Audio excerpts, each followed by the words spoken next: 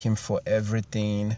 As we're going through the Psalms, as we're going through the book of Psalms, this is what they usually read on the Sabbath. So on the Sabbath day, they typically, they go through the Psalms. Some of them was written for the Sabbath day as a song. And these are praises and blessings that was coming from the heart of David. And as we read it today, we're reading it, replacing I with we, because we're all, trying to praise Yah together here today. But if you look at, if you paid attention to some of the things that we were reading, some of the things that we were reading as we're going down the book of Psalms,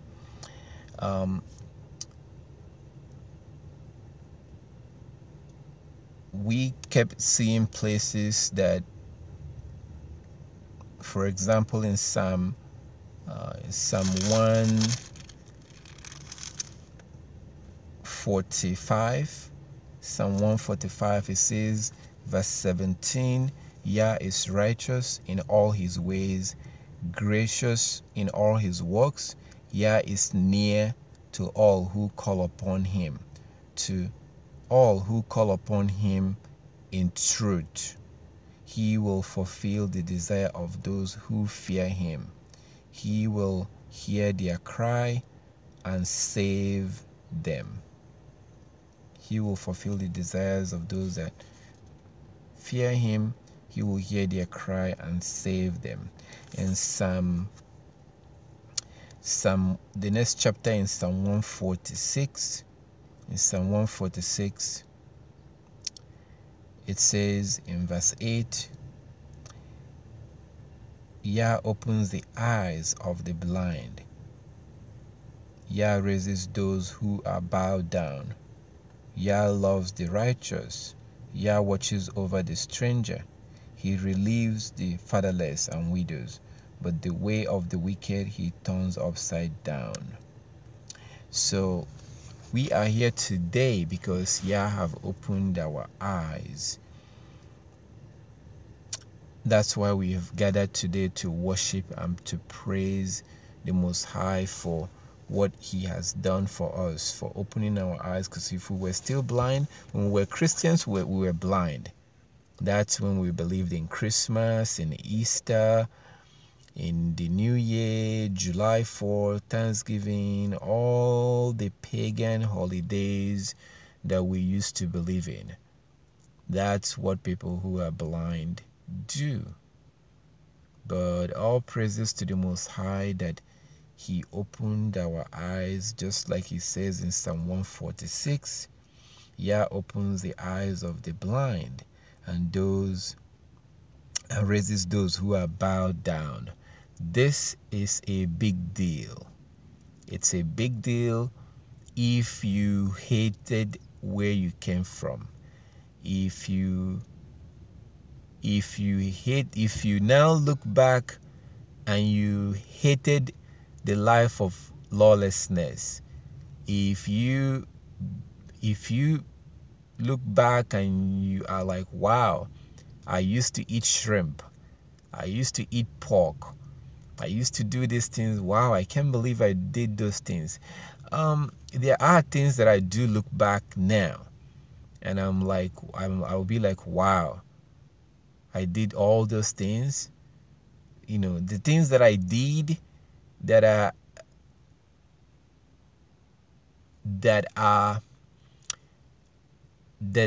not they are not, if I may put it mildly, they are not the things that the Most High would want us to do.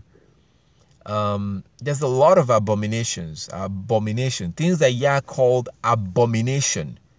Now, that's a very, very, very, very, very, very strong word.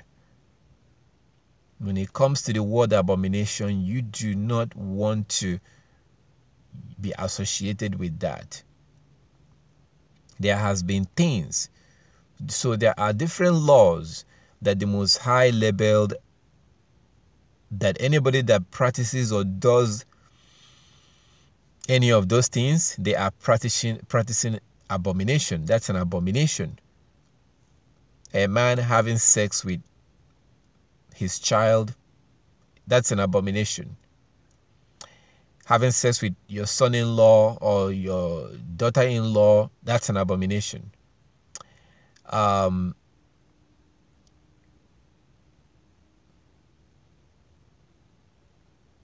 There are different types of things that Yah told us not to do, and he specifically classified those things as abomination. So, and those things, oh wow, that's, he has zero tolerance for that. Anything that he classified as an abomination. So that's typically they have death sentence. So a lot of those things has to do with sexual sins. A lot of them has to do with sexual sin, and Yah will classify them as an abomination. Any kind of sex that happens within family, between brothers and a brother and a sister, that's an abomination. No, that's an abomination. Between mother-in-law and father-in-law and son-in-law, mother-in-law and son-in-law, or whatever, any kind of, that's an abomination. It is an abomination. But the Most High also describes food, things that we eat. He describes those ones that we shouldn't eat or touch. They can make us abominable. They are abominable. We can't touch them. We cannot touch them. We can't touch them at all. We can't eat them. So if we can't even touch them, how can you eat them? No. Those things, Yah describes them as an abominable, and he told us not to touch them. So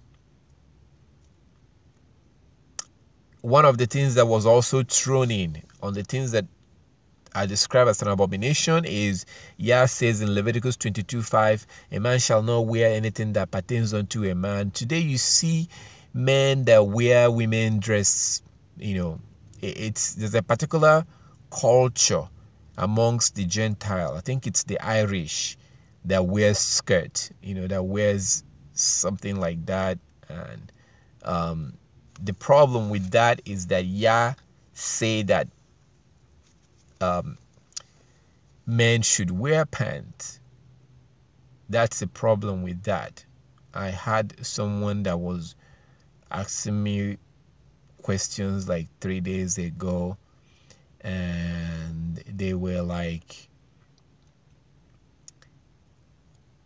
they came in with the usual Christian lawlessness argument about pants. And oftentimes when people talk about that, they often don't, I guess these preachers, maybe they don't know about Leviticus chapter 6 verse 10 or Deuteronomy chapter 28 verse 40 to 42. So this person's question was, why, what about, the point was, women pants are women pants. Why not that? It's a woman's pant.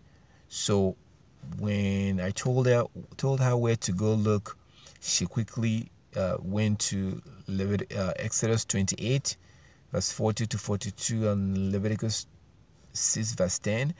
And then in her translation, which was King James, she saw breeches. And then she took that word breeches and went to Google and looked it up, and she saw what it means, and that was it. She never said anything. She basically moved on to other questions and how to get around that and how to do the right thing. So the point is that something that little, something that seems like it's not a big deal, like touching a dead animal, like touching a shrimp, just simply touching them, that's an abomination. That is an abomination.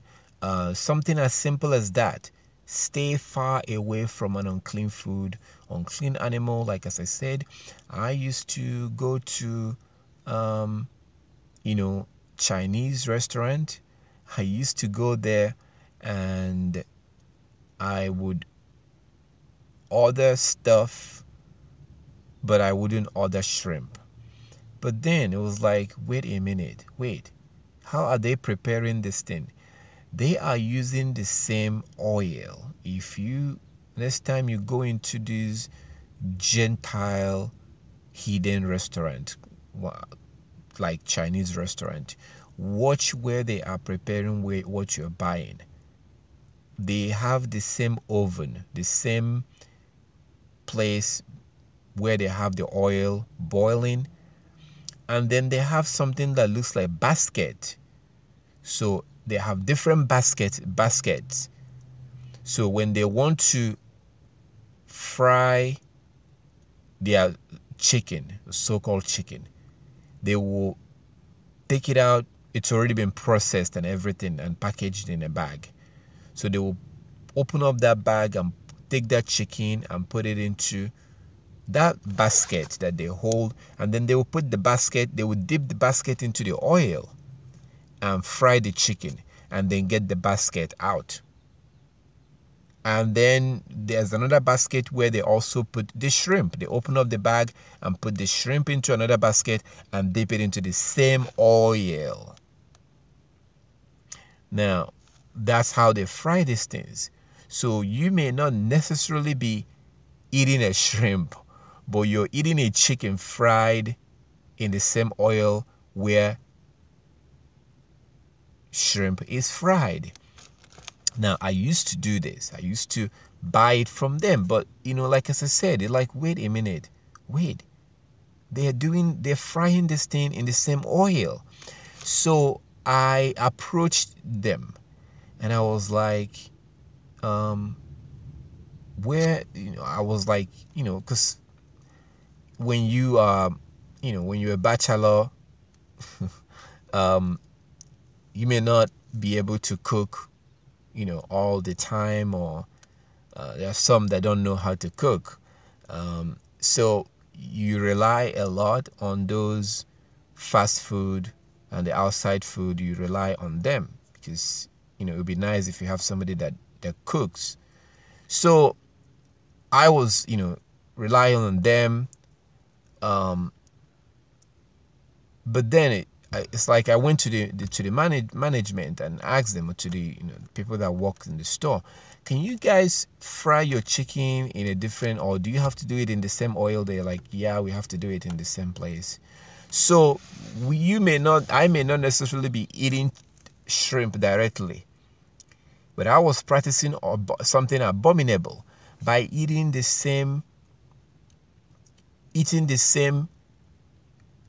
a so-called chicken that was fried. I call it so-called because it's not really a real chicken. It's been processed. So by eating a chicken that has been processed in the same, or has been fried in the same oil where a shrimp has been fried. Now, this for most people it will not be a big deal. For most people, it will not be a big deal. I gave an example of how I used to work for this company. I don't know if I would say I was working for them or I was working with them, because it was more of like a contracting kind of a thing. I was like an independent contractor. But part of the deal is that I have to deal with unclean food. And I was making very good money. The very first day I did that, I made so much money, I couldn't believe it. Like, I was really shocked on how much money I made. I was really, really shocked. But then it was like, wait, I have to deal with unclean food. Like, no. Even though I don't touch it. I don't have to touch it. I don't really have to necessarily touch it, but I still have to participate in making it possible for those that will eventually eat it. I still have to make money from the process that unclean food has to go, from the time it was prepared to those that will eat it. Stuff like that. I was like, no, wait a minute, this is not right. This is not. And there was a brother that knew while this was happening, and he was like, no, it's not a big deal, you don't have to touch it. And I was like, no, it is a big deal. Look up here in Psalm 145. Psalm 145 verse 17 and verse 18. Psalm 145 verse 17 and verse 18. Psalm 145 verse 17 and verse 18.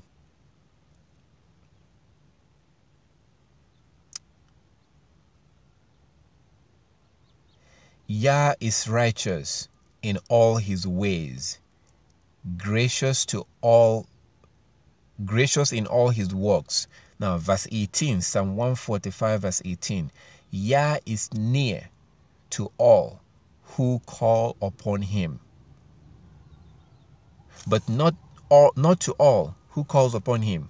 It says in Psalm 118 that Yah is near to all that call upon him, but not to all that call upon him. The Most High Yah, the I am that I am, the Ancient of Days, is near to all that call upon him, but not to all that call upon him. Why do I say that? Look at the next line in verse 18. Psalm 145 verse 18. Yah is near to all who call upon him, to all who call upon him in truth. In truth. That's the big but. But. So Yah is not just near to anyone that calls upon him. That's exactly what Yeshua was telling us in Matthew chapter 7, verse 21 to 23. When Yeshua said that when he comes back, people will come to him and they will say, Lord, Lord, we cast out demons in your name, we heal the sick in your name, blah, blah, blah, blah, blah. And he will tell them, get away from me, I don't know you, you who practice lawlessness. King James will say, you workers of iniquity. Iniquity means lawlessness. Someone that does iniquity is doing lawlessness. Someone that is practicing lawlessness is practicing iniquity.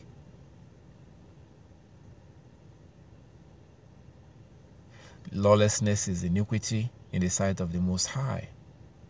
So this is a very big deal here in Psalm 145 verse 18. It says, Yah is near to all who call upon him, and then to all who call upon him in truth. In truth. This also brings another scripture or another Bible verse to mind, which is John 4:24. John 4:24. Yah is a spirit. Yeshua said, Yah is a spirit, and all that worship him must worship him in spirit and in truth. In spirit and in truth. So when I was dealing with that issue, I was trying to figure out, is there a way? Because I really don't want to waste my time with the Most High. I don't want to, because I know who he is. Look at what he did to Moses. Yah is not a respecter of anybody. Yah is not a respecter of a person. Look at what he did to Moshe. I know who he is. He is not going to, there will not be any exception. Look at what happened in the time of Noah. Look at what happened in the wilderness. Look at what happened to Lot's wife. So I was thinking, with all my heart and with all my soul. I was thinking, how do I get to keep doing this business and not deal with unclean food? There was no way. There was no way. Because some people would think that Brother Tobiah is crazy. Man, maybe he hates white people or something. Why does he always keep talking about the system, the system, the system, the system, the system, the system?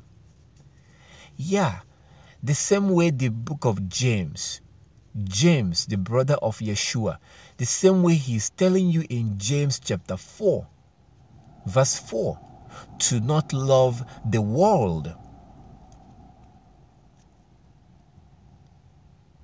That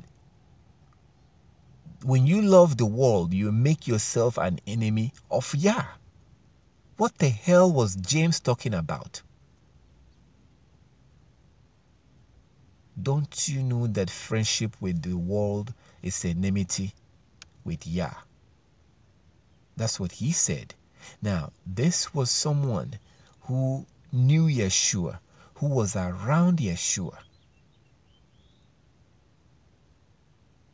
Among all Yeshua's brother, this is the one that was just like Yeshua in terms of when it comes to the law. And the Christian, that is the reason why Christians hate the book of James. Very soon they will begin to remove it from their translations. They hate the book of James. I don't know if you guys know that, but Christians don't like the book of James. They do not like the book of James because the book of James says that faith without works is dead. Now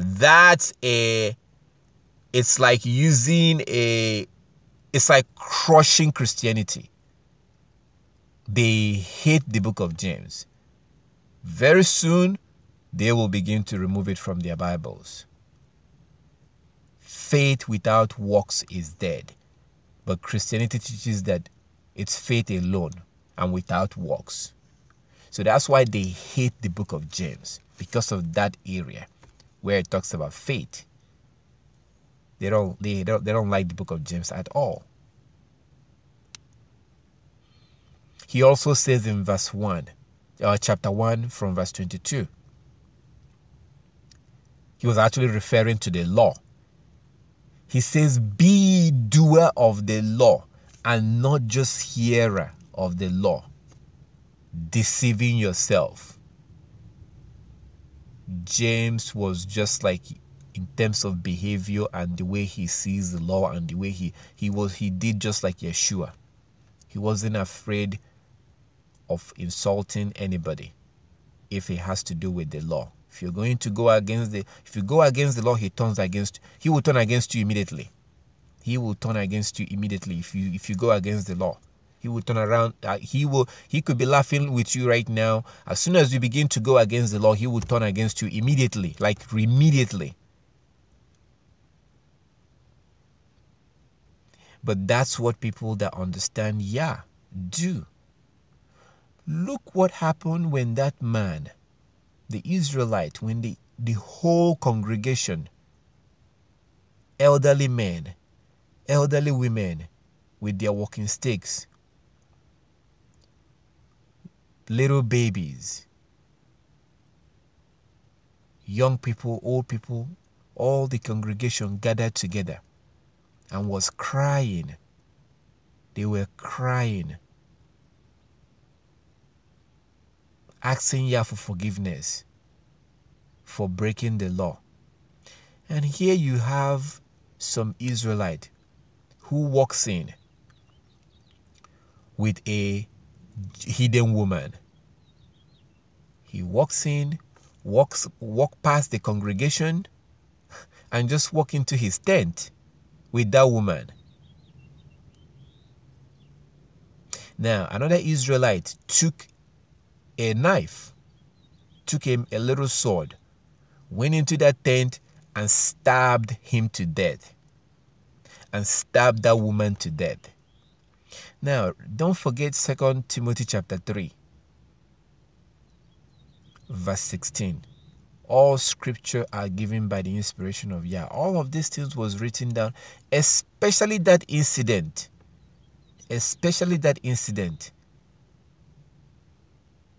Because if you look at what Yah said, this is the same situation with that woman that was pouring oil on Yeshua's feet. There are certain incidents that happened that was recorded down because Yah wanted it to be recorded down, and Yah wants it to be remembered forever. So look at what that Israelite did. He took a knife, went into that tent and stabbed that man to death and stabbed that woman to death, both of them. Now look at Yah's reaction to that. Yah's anger was turned away by his action. And Yah basically gave him like a gift of friendship forever. And what he did will never will be forgotten. What did he do? He killed 2 people. One wicked Israelite that did not take Yah's law seriously, while the whole congregation is pleading for forgiveness and repenting from their sins. He just, he wasn't serious. Yah does not deal with people who are not serious. We can see that even those who are even serious. Look at Moshe. Look at what happened to Moses.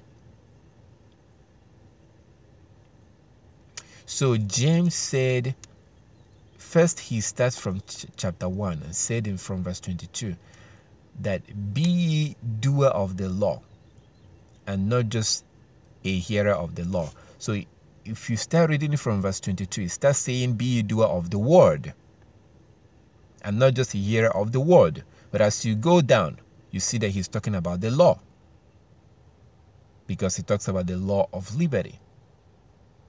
If somebody just looked at the law and ignores the law, that person is deceiving themselves. And that's what James was talking about. He was talking about the law. We have to be doer of the law and not just hearer of the law. So in chapter 4, verse 4, James 4:4, he said, don't you know that friendship with the world? In chapter 1, where he says, be ye doer of the law, he says, deceiving yourself. In chapter 4, he says, he uses another strong language. So in chapter 1, he calls people that say that they're deceiving themselves. In chapter 4, he says, you adulterers and adulteresses, don't you know that friendship with the world is enmity to Yah? So these are harsh in today's world, in today's Gentile controlled, politically correct world. Those are harsh words. They're very harsh. That's one of the reasons why Christians don't like it. But the main reason why they don't like the book of James is because it's talking about how faith without works is dead. Because if I say that I have faith, but I ignore Yah's law, because that works he's talking about there is keeping the law. And Christians don't like that. So why is it that people that live in 2018 will think that not just somebody that lived 2,000 years ago, but someone that was actually around, an actual brother of the Savior, will be wrong? I have no idea why they think that he will be wrong. This is someone that saw Yeshua. This is someone that, why anybody would think that James is wrong when he says that we are not only saved by faith, but by works. Why anybody would think that only a Satan, only a devil will think that James is wrong. But that's why Christians don't take that book seriously. So in chapter 4, James chapter 4 verse 4, he said that friendship with the world is enmity to Yah. What does that mean? Friendship with the world is enmity to Yah. He said that. But then 1 John chapter 2 verse 15 explains what James was talking about. In 1 John chapter 2 verse 15, 1 John.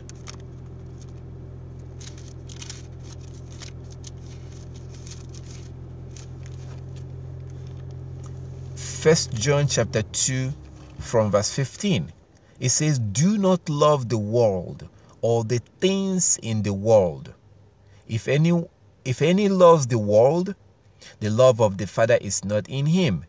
For all that is in the world, the lust of the flesh, the lust of the eyes, and the pride of life, is not of the Father, but is of the world. And the world is passing away, and the lust of it, but he who does the will of Elohim abides forever. That's why when we pray in the prayer, we say, may your kingdom come. May your will be done on earth as it is in heaven. May your kingdom come. May your will be done on earth. His will is not being done on earth. Every single system in the world, every single system, the major system that affects us all, every single one of this system is of Satan. Every single one of them. Every one of them. The reason why this is very important is that our salvation depends on this. Our salvation depends on this. But participating in any of this system will cost you your salvation. Period. Period. Yah does not, this Elohim of ours, have repeated himself over and over and over and over and over. Deuteronomy chapter 14 verse 2, he said that he has separated us.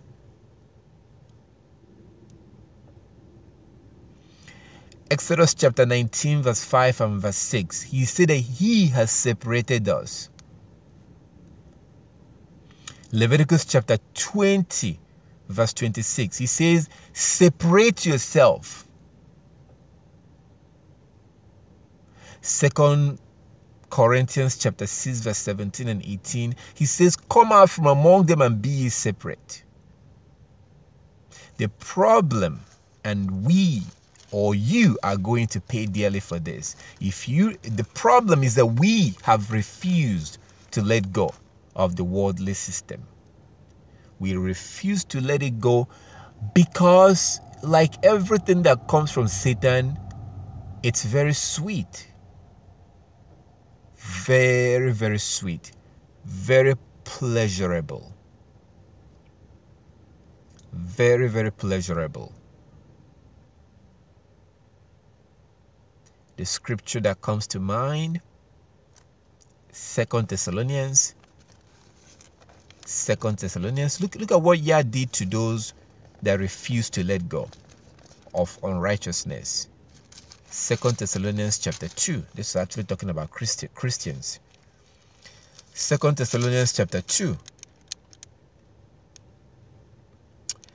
2 Thessalonians chapter 2. It says, now brethren, concerning the coming of Yeshua HaMashiach and our gathering to him,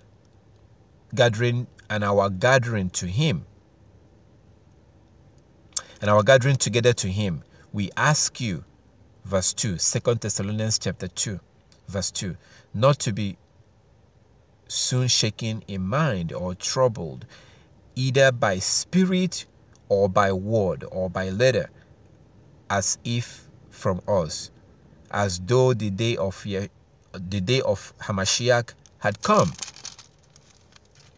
Let no one deceive you by any means, for that day will not come unless the fallen away comes first. and the man of sin is revealed, the son of perdition.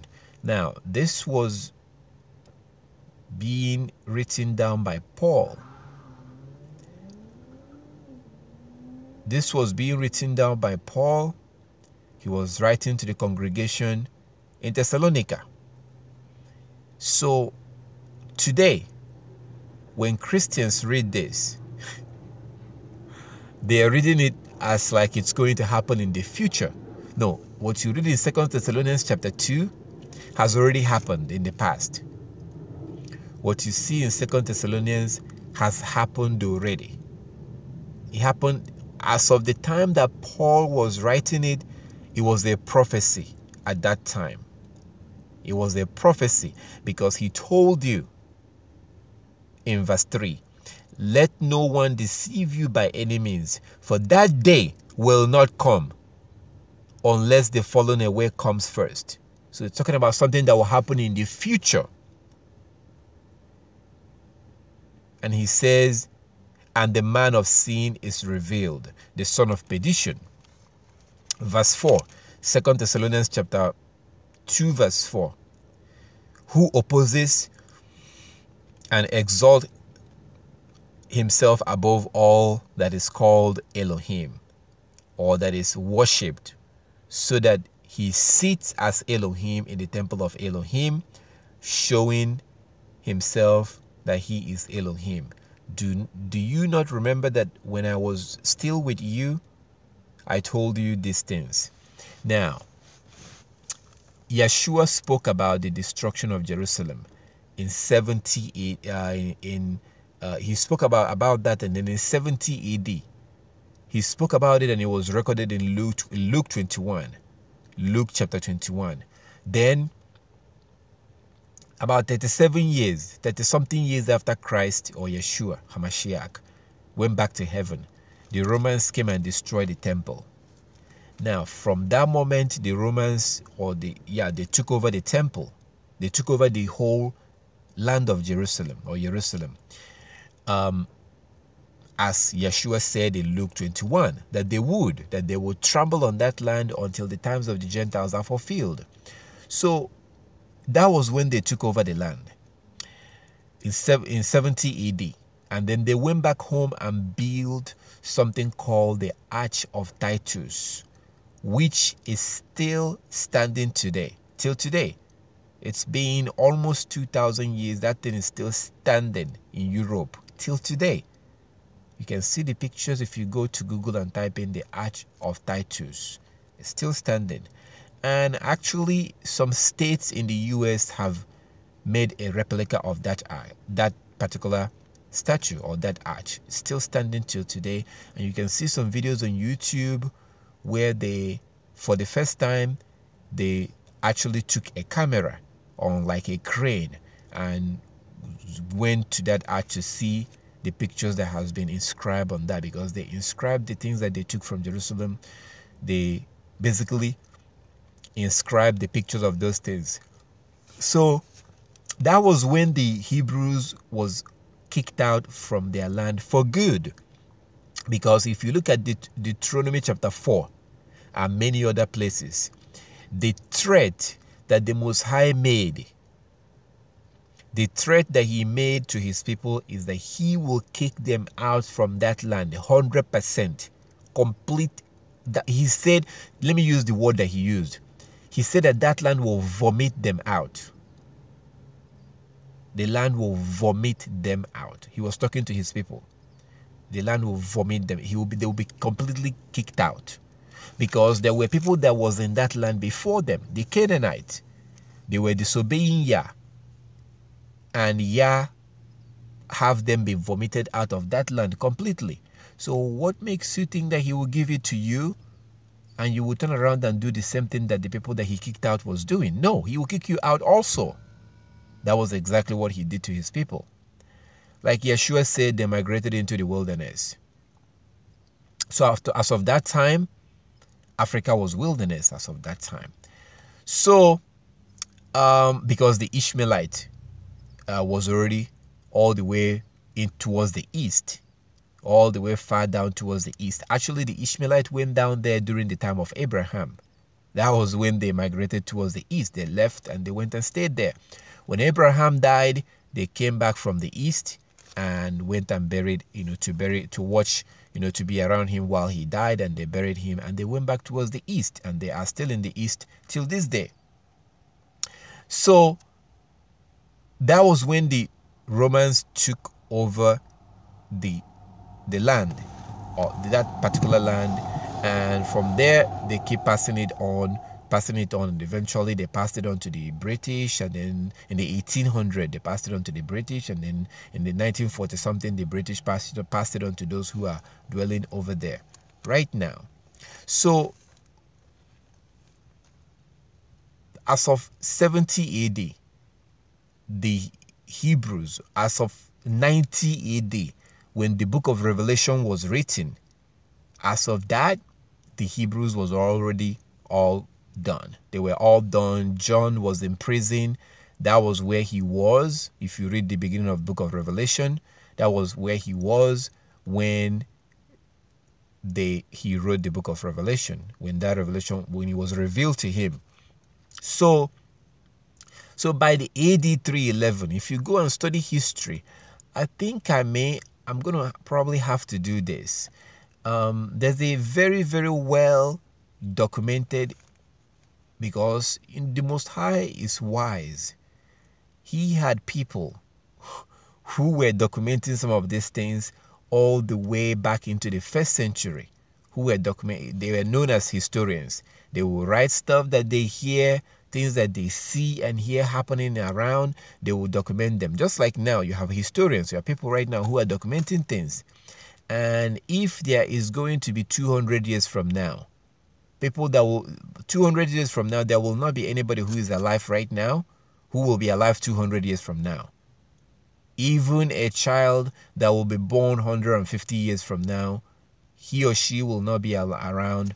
A child that will be born 50 years from now, a child who will be born 50 years from now will not be around 200 years from now, because at that point he will be like 150 years old. So, but the things that we do now, the things that are happening right now, if, and I say if with a big if there is ever 200 years from now, which I doubt very much, looking at Bible prophecy, if there is 200 years from now, people who will be alive at that time will be reading about the things that we do now. So the Most High uses historians to document things and have it be written down. So those historians, they described what happened in 70 AD. According to them, Jerusalem was completely destroyed and burned down to the ground. So there are some historic documentaries that I think I'm going to look into trying to share that with you guys, upload it on YouTube, so that you can watch and see what happened, going back all the way. So by 90 AD, the Hebrews they were pretty much all, basically brought low. They were completely kicked out. They were overwhelmed and were driven away. Just imagine like the Native Americans today. When is the last time you saw a Native American? Now, just imagine, when is the last time you saw them? They've pretty much been, most of them can barely speak their languages anymore. They now speak English. They now, just think about that. Think of the Native Americans of what happened to them, and then multiply that like times 10. Why do I say to multiply that by times 10? Because the Most High specifically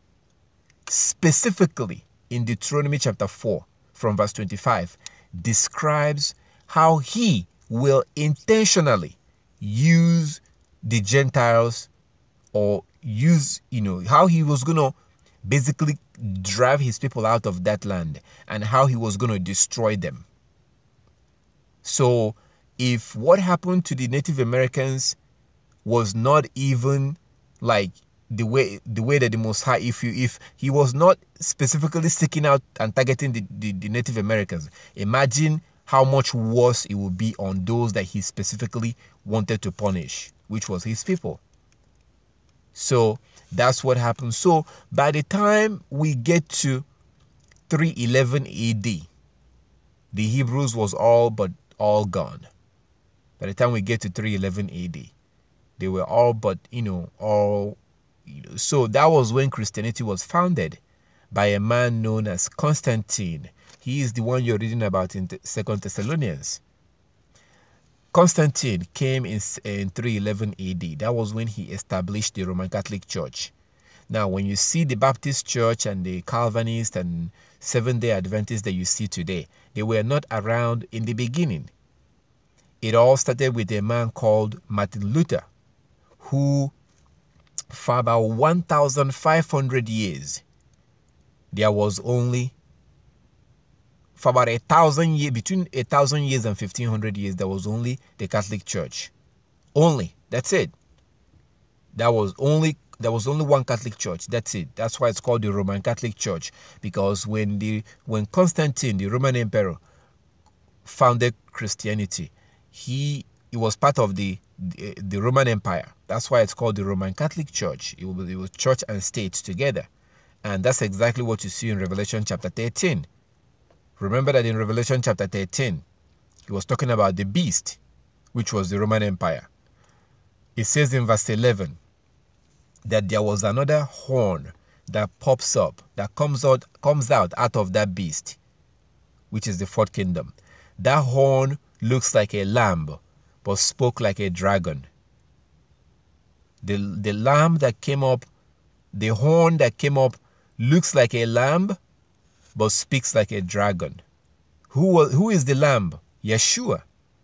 If you go up to verse 8, Revelation chapter 13 verse 8 talks about the lamb, our savior, our Hamashiach, Yeshua. He is the lamb. Who is the dragon? You go back to chapter 12, Revelation chapter 12. Satan is the dragon.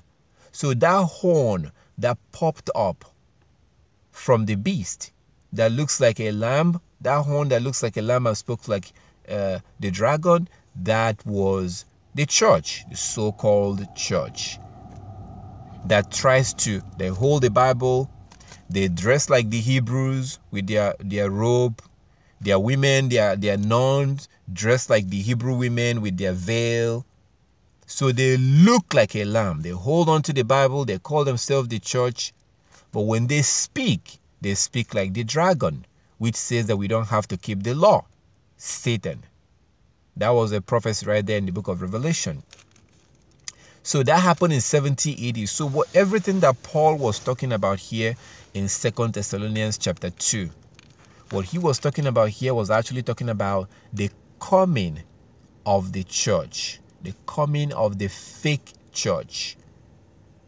But the reason why we came to 2 Thessalonians chapter 2 is because it talks about this man that will come.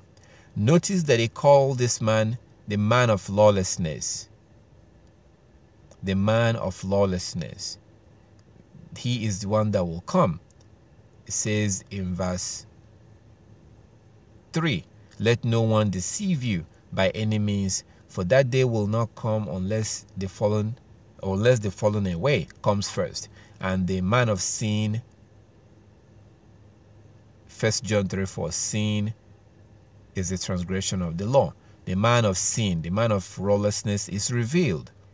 The son of perdition, who opposes and exalts himself above all that is called Elohim, or that is worshipped, so that he sits in the temple. He sits as Elohim in the temple of Elohim, showing himself that he is Elohim. Verse 5. Do you not remember that when I was still with you, I told you of these things? Verse 6, 2 Thessalonians chapter 2 verse 6. And you know what is restraining him, that he may be revealed in his own time. Verse 7, for the mystery of lawlessness is already at work. Only he who now restrains will do so until he is taken out of the way. Verse 8, and the lawless one be revealed, whom Yah will consume with the breath of his mouth and destroy with the brightness of his coming. Now look at this. It says in verse 7, 2 Thessalonians chapter 2 verse 7, for the mystery of lawlessness is already at work. Paul was writing this almost 2,000 years ago. Now, the Christians and people will try to give you, those that don't want to keep the law, those that do not want to keep the law will try to give you the impression that the Hebrew Israelite was keeping the law, and that Paul, Christ, and the apostles was trying to get people to stop keeping the law. That's the impression that they give you. But when you look at Matthew chapter 15 from verse 1 to 9, Matthew chapter 15 from verse 1 to 9, you will notice that Yeshua, HaMashiach, Christ, was accusing the Hebrews of not keeping the law. Yeshua was accusing them of laying aside the commandment of the Most High. If he was speaking against the law, if he did not want us to keep the law, if us keeping the law doesn't matter, why will Yeshua be accusing the Hebrews of laying aside the commandments of Yah and was now following the commandments of men? Think about that. If Paul the apostle spoke against the law, if he was telling us that we don't have to keep the law, why will he say in 2 Thessalonians chapter 2 verse 7, for the mystery of lawlessness is already at work? Wait, which lawlessness?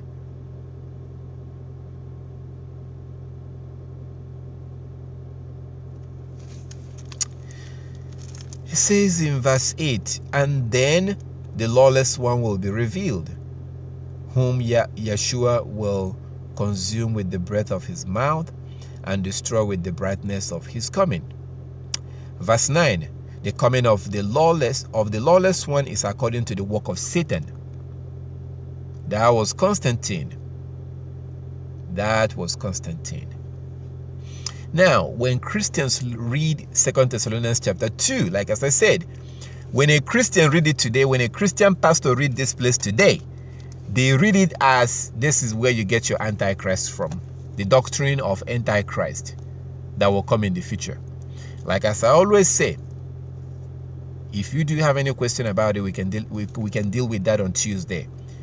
But like I always say, if you are sitting around in your butt and you're waiting for when some man will come with suit and tie and begin to force you to receive a mark in your hand, sorry, I feel so sorry for you, because you're going to wait for a long time, and you will be waiting.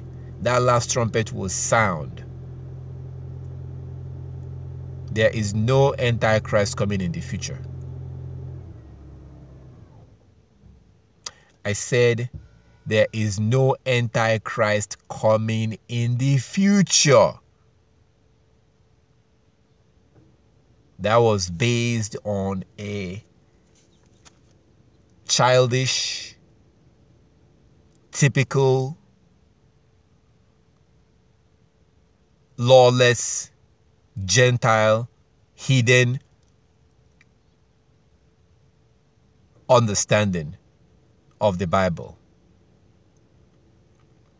Did we not read in Psalm 147, verse 18 and 19, that Yah did not give his law to any other nation except to the Israelites? Why do you see the Most High?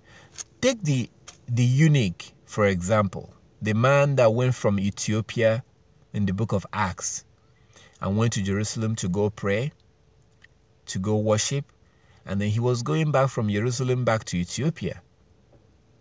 And he was reading Isaiah chapter 43.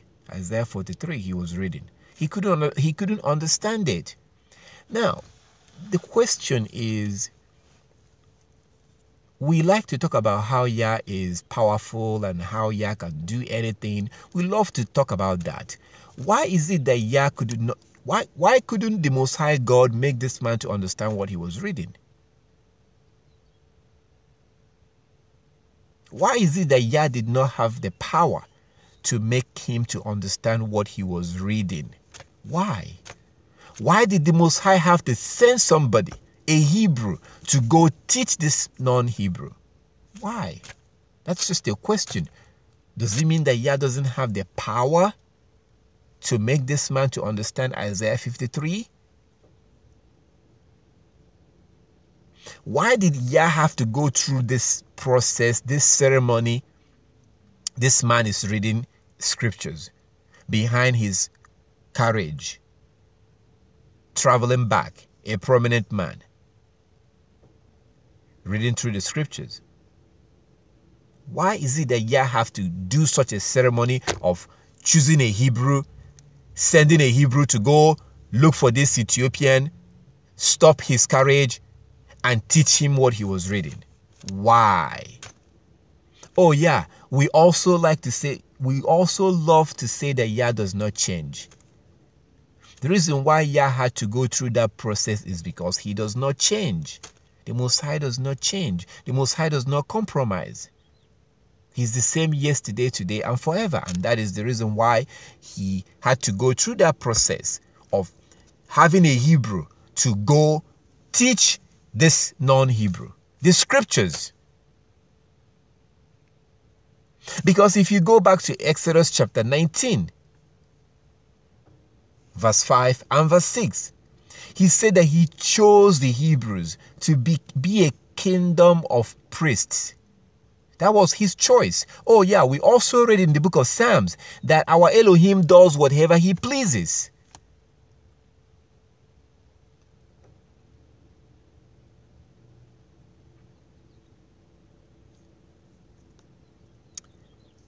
And then we have Acts chapter 10. The Gentile, the Italian, Cornelius. Why does Yah have to go through the process of having Peter travel all the way to go teach Cornelius and the rest of the Gentiles? Why? Why can't the Most High simply just, the Most High, one of the things I gave Yah credit for is making things simple. He makes things very simple for us. We are the one that complicate things. But why does the Most High have to go through the trouble of giving a message to Peter, having Peter travel all the way, and instead of, why couldn't he just open Cornelius' eyes and teach Cornelius and just teach him directly? Why? Why does he have to have Cornelius send some people and Peter go and Peter will travel and go teach Cornelius? Why? Again, because when we say that he doesn't change, yeah, he does not change.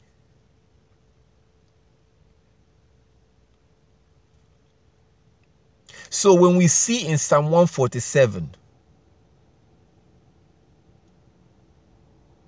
verse 18, verse 19, when it says that he gave his law to Jacob, and that he has not done so with any other nation. That's exactly what it's saying. And that's, right now we're doing whatever we want. Right now we are just like, it's free for all. The world is like a jungle right now. It's free for all. Everybody is doing whatever they want, eating whatever they want, dressing however they want, whatever they want. Right now it's free for all. Free for all right now. But when his will begins to be done on earth, when his kingdom comes in the future, you're going to see the fulfillment of what you read in Isaiah chapter 2. When these other nations will go to the Israelites and say, teach us. They will go and say, teach us. Isaiah chapter 2. That has not been fulfilled yet. Right now, the Gentiles, right now, most Hebrews are being taught by Gentiles right now. Most Hebrews are being taught by Gentiles. Is that acceptable by the Most High? Absolutely not. Because what you get is a disaster that we have right now, where people are sitting around and looking forward to 666 in their hand, looking forward to Antichrist that will come in the future. No, that has already happened in the past. Will Satan want you to understand that? No. Because like it says in Revelation chapter 12, Satan have deceived the whole world. Whatever majority of the people are doing, stay away. Far away. Whatever you see everyone else doing, please run. Whatever everyone else believes that it's the truth, stay away. I mean, like everything. Everything that everyone believes that this is the right thing, go, run. That's a red flag.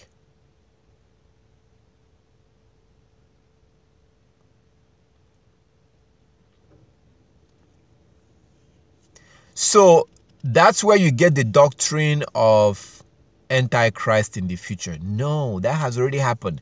Yeah, the Great Tribulation, that has also already happened. There will not be any Great Tribulation in the future. The Hebrews are going through the Great Tribulation right now. It started in 70 AD. Go and study the Roman invasion of Jerusalem. That was when the Great Tribulation began. Those old women that can barely walk today, who are homeless on the street, they are going through the Great Tribulation. Those who are running away from the police and get shot in the back, that's their Great Tribulation. Those old men who are suffering from chronic diseases, in pain, but are homeless on the street, they are going through the Great Tribulation right now. You have to understand the context of the Bible. The context is very important. You have to understand who you are, whether you're a Hebrew or a Gentile. When you understand who you are and you accept who you are according to the scripture, that will be better. That will be, and then accept it and put yourself and just approach the Most High in that manner. You will be a happy person and you will most likely do the will of the Most High. Because whoever you are, you did not choose yourself. If you are a man, you are born a man. If you are a man, the Most High decided that you will be a man. Trying to change that is ridiculous. It's foolishness. It's ridiculous. Absolutely. If you're a woman, enjoy your womanhood. Enjoy your womanhood. Be feminine. Dress feminine. Act like a woman. When something is going on and you can't handle it and you're stressed out or whatever, and if you feel like crying, don't suppress it, cry. That's feminine. That's okay. It's okay. Nobody will laugh at you for crying. That's feminine. Be who the Most High created you to be. Don't try to act macho. Don't try to act like you're strong, you're powerful. No, the Bible says that you are the weaker vessel. That's okay. That's fine. No righteous person will have any problem with that because they understand be who you are. Appreciate it, enjoy it, be feminine. Dress feminine, talk feminine, act feminine. That's okay. Yeah, appreciate that. When you appreciate who he made you to be, he appreciates it. Don't try to act strong, powerful. Don't talk tough. Don't talk tough. and act all macho and don't be combative. Be soft, be feminine. Don't act aggressive, both physically and verbally. These are the things that Yah wants you to do, because these are the qualities of a female. Now, if a man does any of these that I just mentioned, that's a problem. That's a big problem. You as a woman can do it, all of that. That's fine. Not doing it is a problem. Not acting feminine is a problem if you're a woman. A man acting feminine, damn, any man that acts feminine will not enter into the kingdom of heaven. These little things are a big deal, because it seems to me that some of us are really serious about this. Some of us really wants to worship Yah in truth. These are little details that really matters a lot. So being feminine, dressing feminine,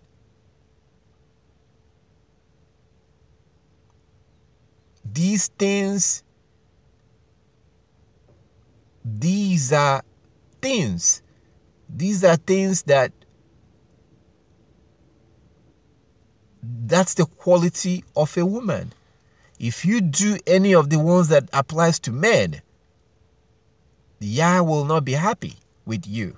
If I do anything that applies to women, Yah will not be happy with me. It seems to me that like I'm beginning to talk to the remnant. Seems to me, like in the beginning, I just look at everyone, just look at you all. I looked at you as, okay, because I do see people come and go, people come in and add in. Can you add me to the group? Can you add me to congregation? I'm like, oh yeah, I add them in, and then they stay and they go. But it seems to me that I'm beginning to talk to the remnant. Who is the remnant? Very few of the people that Yah will save. He will choose his remnant from different parts of the world, different congregations. There will be few people that he will pick and choose from different congregations. Like as I said yesterday or the other day, we are not the only one that knows Yah. We are not the only one that are worshiping Yah. We are not the only one that knows the truth. Yah has his people all over. You can live here and go somewhere. It may be hard to find. But there are people all over that do know Yah, that do have the truth. So when a woman is acting tough, when you're not dressing feminine, acting feminine, you don't like your femininity, you don't like it, or you're trying to change it. Why are you doing this? Because of the garbage, the toxic mentality that you've learned from the Gentiles. That's why. So when a woman is not doing that, that's a problem. It will be a problem between you and the Most High. A man that is weak, a man that talks very softly like a female. I'm not talking about, talking very quietly and very soft. I'm talking about talking like a female. A man that talks like a female, a man that acts like a female, a man that behaves like a woman, that is very feminine, that cries. The Bible says in the book of Revelation that you will not be allowed. It's an abomination. Speaking of abominations, it is an abomination for a man to act like that. A man should not be feminine. A man should not dress like a woman. A man should not talk like a woman. A man should be tough. A man should be strong. A man should be combative in some cases. A man must be aggressive in some cases.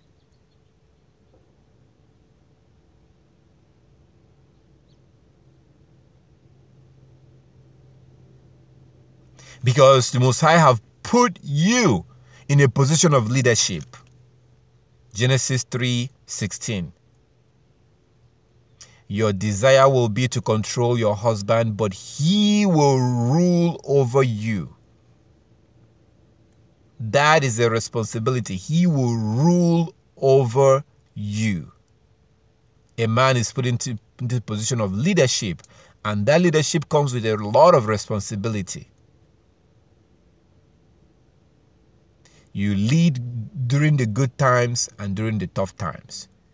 Meaning that you're called upon during the good times, you are also called upon during the tough times. Meaning that when the going gets tough, you have to, if depending on the condition, on the situation, you have to take responsibility. It's not easy, but that's the job. And thanks to Adam, who have put us into that mess. Because now it's difficult to do. Because of the spirit that is now on those that you are supposed to be ruling over. What do you know what it's like when a king rules? I grew up under kings. I grew up where we have king. The king that I grew up under, he is still alive. But he's now like in his 90s. He's still alive. But when he talks, everybody listens. When he makes decision, that's what's going to happen. Now, sometimes we may not like it. You know, I do see on social media, people who will talk on social media who disagrees with that particular king that I grew up under. I do see people make comment. Talk about how they don't like his leadership and blah, blah. But they can only do it on Facebook. They cannot do that in the open. If they do that in the street, in the open, in that town, somebody could attack them. Somebody could attack them. And nobody is going to feel sorry for you if anybody attacks you for speaking against the king. Simply opening your mouth and speaking against the king, somebody can attack you. And nobody will feel sorry for you. That person that attack you will not be arrested. Nothing will happen.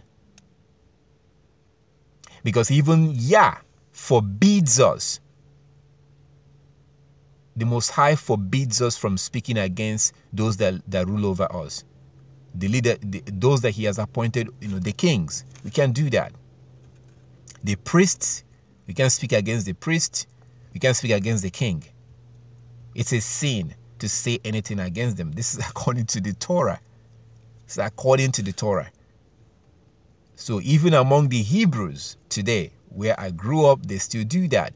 So, but I do see on Facebook, people like saying stuff, but that's as far as they can go. They cannot say openly. What's the point? The point is that they disagree with some of the things that the king was doing, but they cannot do it openly. They cannot do it openly. And like as I said, the law forbids you from doing that.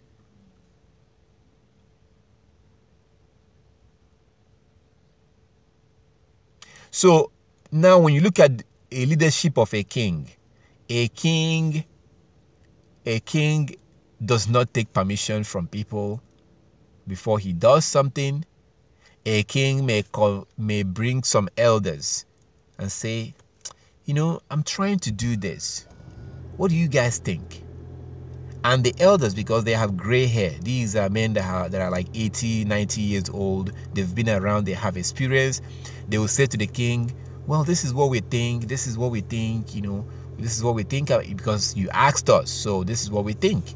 And the king will be like, okay, thank you very much. And the king will decide to do whatever he wants to do. And you can see a little bit of what I'm talking about in the book of Esther. Check out Esther chapter 1. Esther chapter 1. And you see the people, those elders, coming and saying to the king, about what his first wife did, what his wife did. This is not, that was a suggestion to the king. The king is the one that will make the final decision. That's what happens when somebody rules. So the man is the king of the family. So these are things, if we begin to understand these things, like I always say, as I have said, we have tried the worldly way. Why not us give Yah's way a chance? We have done things the worldly way. We've done things the way that the Gentiles have suggested, the way that they do. Why not just take a break? Just try Yah's way. Why not try dressing the way Yah wants us to dress? Why not eat the way He wants us to eat? Why not worship the way He wants us to worship? Why not just give Yah's way a try? In everything. And in the case of personality, a man is supposed to be, there's a way that Yah wants men to when a man is weak, Yah hates that. That's why the Bible is very specific. The Bible actually was condemning the men in this issue. And the Bible says that any man that acts like a feminine, like a man that acts like a woman, will not be allowed into the kingdom. Very specific in the book of Revelation. So, these are things that as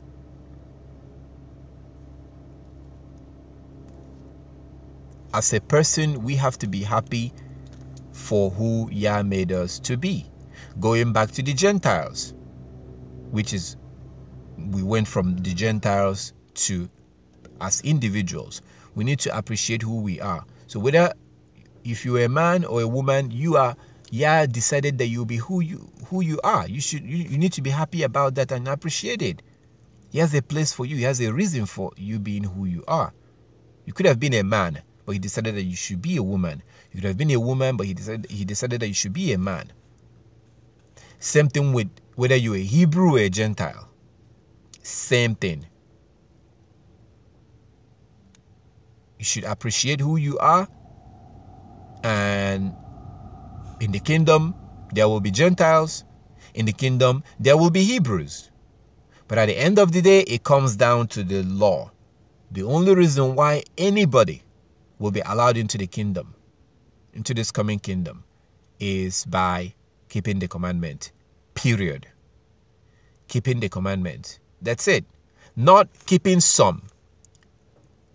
Not keeping some. Keeping all of the commandment with all our heart and with all our soul.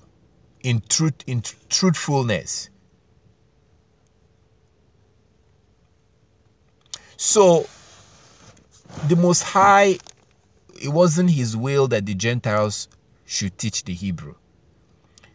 Remember that this goes back all the way back into the Garden of Eden. We got into this mess because of the actions of Adam and Eve. Some people will say, why are you blaming Adam? Because if you look at whenever I talk about this, I blame Adam specifically. Some people may think, why are you singling out the man, Adam? Why do you blame him? After all, he wasn't around when that sin was committed. To some people, that's unfair that I always single out Adam. I know that some men will probably not be happy when I single out Adam and blame him for our problems today or for the mess that we are in today. Some people will say, why are you blaming Adam? This is not biblical. This is false teaching. Why are you blaming Adam? Because he wasn't there when this happened. Some people may say that, but I blame Adam and I will continue to blame Adam.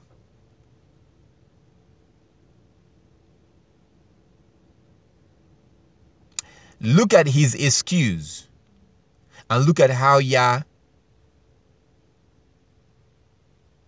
dealt with his excuse. So Adam's problem was that he was weak. If Adam had reacted differently, when he came back. He wasn't around. Yeah, that's true. He wasn't around. But when he came back, the way he acted could have changed things. Because he was weak, he took that fruit, or he took the tree, or because he did not say anything, that was the problem. If I see my wife breaking any law, there will be a problem. If I give you my own law, not even the Torah, if you are my wife and I tell you what to do and you don't do it, that's a problem. There will be a problem. And there will be a consequence for disobeying me. I'm not even talking about Yah's law. Now, a lot of people are not going to like that. A young lady told me once, she was like, you are a tyrant. That's like a tyrant relationship. That's like, yeah. And after she told me everything and, how that is a bad relationship and blah, blah, blah, I was like, thank you very much for being honest.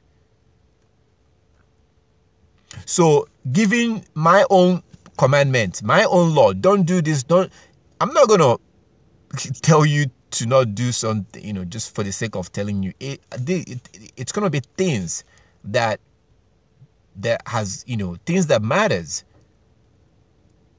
If I do put a line on the ground, don't cross this, don't do this, and you go ahead and do that, or just on my own commandment, there will be a problem.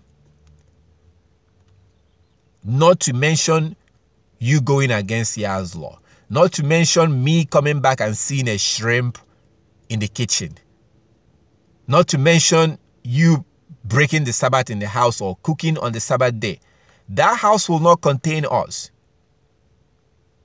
That house will not contain you and I. If you're going to cook on the Sabbath, if you're going to go against the commandment of the Most High, hell no. Over my dead body will I be alive and repeat the mistakes of Adam, because the Most High will punish me 100 times more than Adam, because Adam had no example to follow, and yet look at what Yah did to him. For the men of today, we have an example to follow. We saw Adam's mistake and we're not supposed to repeat that. So the man of the family is not supposed to be there while laws are being broken and he's quiet.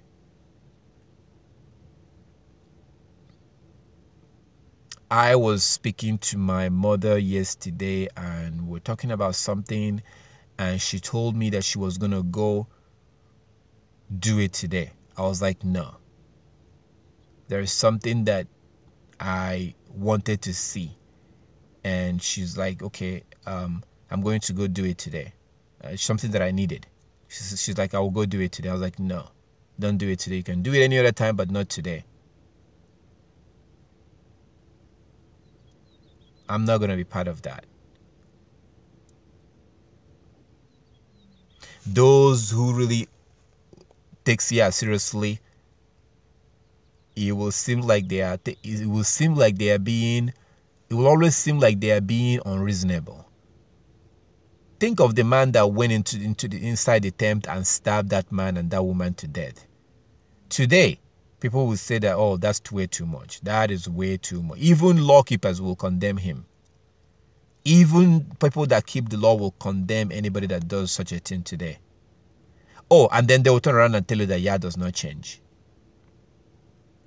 Come on, we need to be serious. We need to be honest with what we're doing.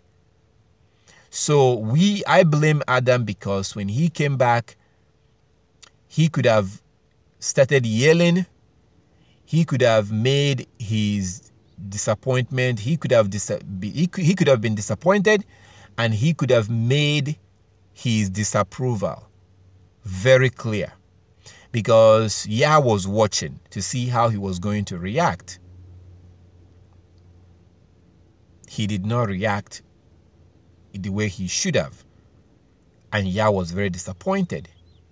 That was the reason why Yah did not really care about his excuses. Everything he was saying after that was just an excuse.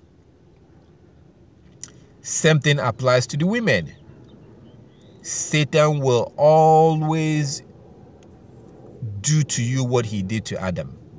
Do you see all these women that walk around today with pants? Satan have done to them exactly what he did to Eve.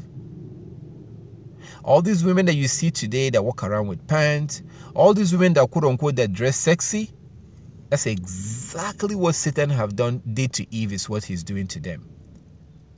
It's exactly the same thing. Yah is not going to hear your excuses.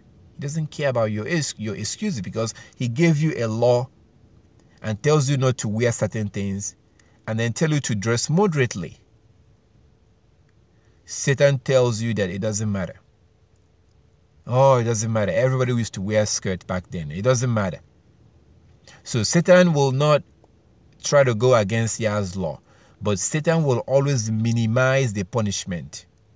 Satan will minimize the punishment that Yah has set for those that go against his law. Satan will try to give you the impression that it doesn't matter. It's the same thing that he's doing to women today. It's the same thing he did to Eve, he's doing to women. He wanted to bring Adam down. He wanted to get Adam to disobey Yah's law. He used a woman. And Eve agreed to that. It's the same thing that he's doing today. So that's why I blame Adam for the problem. Because if Adam had started yelling, started screaming, and was like, why did you do that? I told you not to do it. Yah is righteous. Elohim is righteous. Elohim will not punish Adam because Elohim would have seen his disapproval of the situation. Because he was the leader. He was the father of the house. He was the king of the house.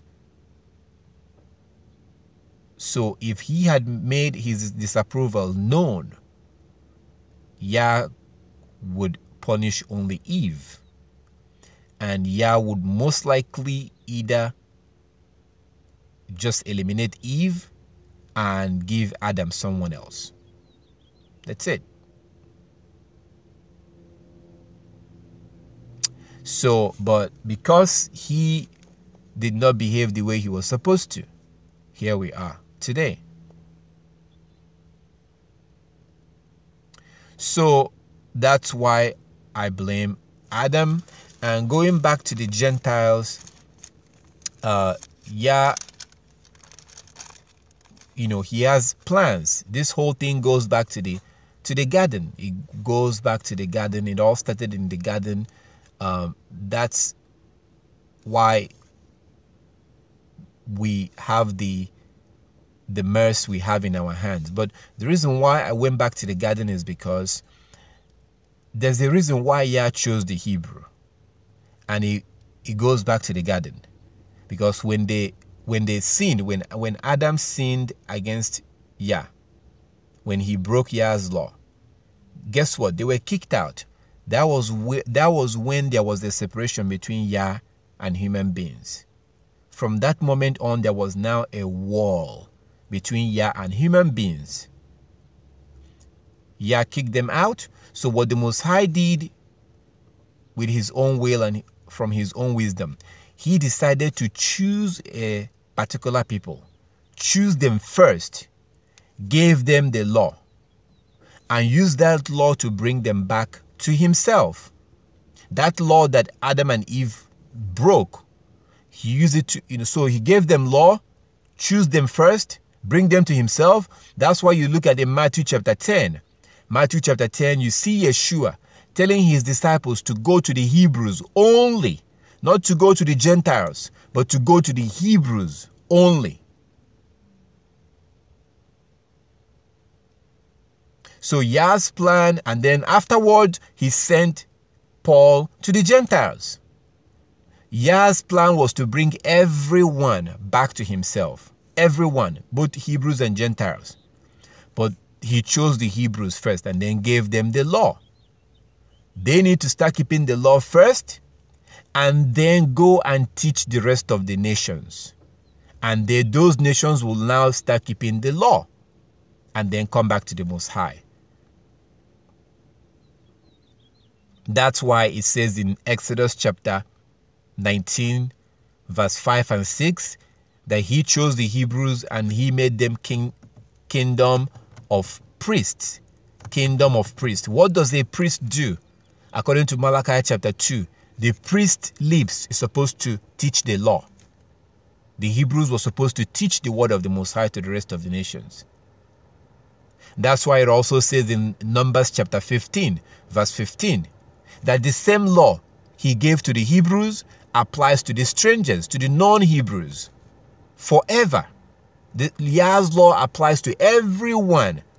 Paul also confirmed this in Romans chapter 2. The whole chapter of Romans chapter 2, Paul confirms this. The same law applies to everyone, but the Most High has order. He first chose the Hebrews, gave them the law. They were now supposed to now teach the rest of the world his laws.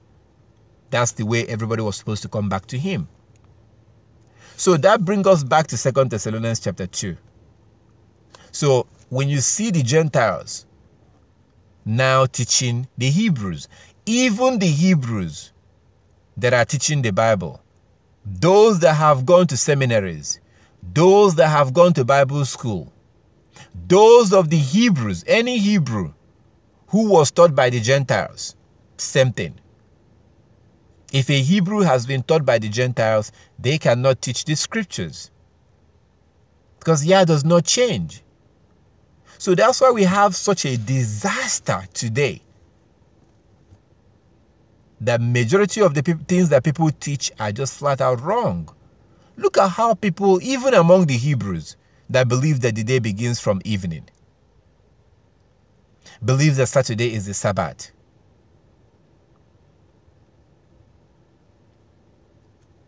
Believe all kinds of crazy things because they in one way or the other have been taught by the Gentiles. Look at them when you see them with the so-called Star of David. Look at their dressing. They don't dress like a Hebrew. I think it was like 2 days ago, the night before the last day of the Feast of Tabernacle, I went into a store to get, I think it was some water or something. And the security guard was like, hey, there was somebody that just came in here. He dressed just like you. He dressed just like you. He had this thing that you had on. He had what you had on. He dressed just like you. You see how Yah says to be set apart? Be ye holy, for I am holy. Be ye set apart. So there was a bunch of people coming into that store, but this security guard was able to be like, hey, somebody just left here. He looks just like you. He dressed just like you. He's wearing this thing that you're wearing. He dressed just like you. Because what that man that came in, he was dressing like a Hebrew with his tassels and everything. You see what Yah means by to be set apart? The law that the Most High gave us to keep. Keeping those laws is what sets us apart. Keeping those laws is exactly what sets us apart. So this man was able to see the style of clothing, the tassel, the beard. He remembered that. And then when he saw someone else, he was like, hey, you dress just like the other person. I had no idea. I would have loved to see the brother that he was talking about. You see how the law sets us apart? That's why he gave us the laws. When you begin to observe it, it sets you apart from others. So we now have the Gentiles who are teaching the Bible. That's why you have the idea that the Great Tribulation will happen in the future. No, it happened already. It began in 70 AD. When they talk about, check this out, and this will tell you what I'm talking about. This will give you an idea. When they talk about the Great Tribulation, they typically go to Matthew 24 or Luke 21. That's where Christians will read from. What they don't realize is that that prophecy was fulfilled in 70 AD. But they cannot realize it. And even when they realize it, they will not accept it, because their understanding is that those who are in Jerusalem right now are the true Hebrews. That's how they see it. Because if they accept what happened in 70 AD, which you see in secular history, if they actually accept what Yeshua says in Luke 21, that the Gentiles will trample on that land until their times are fulfilled, which their time will be fulfilled when Yeshua comes back. According to Daniel chapter 2 and Daniel chapter 7, the times of the Gentiles will be fulfilled when Yeshua comes back. Their times has not been fulfilled yet. Their times are beginning to be fulfilled. They are losing power fast worldwide. The Chinese are about to drop the dollar as the world reserve currency. Now, that's a big deal if you understand the world economic system. That's a big deal. So the Gentiles are their times are beginning to come to an end, and it will come to a complete end when Yeshua returns. But until then, they will continue to trample on that land. But the Christians cannot accept this. So that idea that rapture, or let's start with the Great Tribulation, the Antichrist will come and the Great Tribulation will happen, and then there will be rapture of Christians. Please throw that crap out of your mind. It hasn't happened. It's not going to happen. It happened already. It happened already, because when they talk about the Antichrist, they are reading 2 Thessalonians chapter 2, which we just read a little bit of. You need to read the whole chapter of 2 Thessalonians chapter 2. So, a place in the Bible that was actually talking about the Christians, it was specifically talking about the Christians. They now read it as if it hasn't happened yet. It's going to happen in the future. There will not come in the future any Antichrist. Antichrist came already in AD 311. He established the Catholic Church, which now turned into what you have today as the Catholic Church, the Pentecostal, the Seventh-day Adventist, all these other thousands and thousands of denominations. Any church that worships on Saturday or on Sunday is part of the Christian church. That includes the Hebrew Israelites. Any congregation that meets for worship and worships on Sunday or on Saturday is part of the Christian church. Let me be more specific and break it down more. Any church or congregation that are not worshiping using the moon as their calendar, they are a Christian congregation. So you can talk about Christianity, you can talk bad about them and talk negative things about them all you want. If you refuse to give up their calendar and use the calendar that your Creator created, which is the sun and the moon, as your calendar, if you don't worship using the lunar calendar, you are wasting your time. It's like a child who is saying negative things about their parent. Does that mean that their parents is not their parents? Of course they are. So there will not be any Antichrist in the future. There will not be Mark of the Beast 666 in the future. All of those things has already happened. The Mark of the Beast is here now. The Mark of the Beast is already here right now. If you are waiting for the day that some man will force you to accept chip in your forehand or 666 in your hand, on your forehead, that's not biblical. That has already happened. The Hebrews, when Yeshua was speaking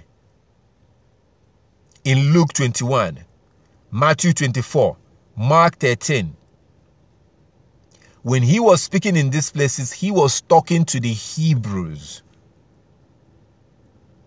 Please read it yourself.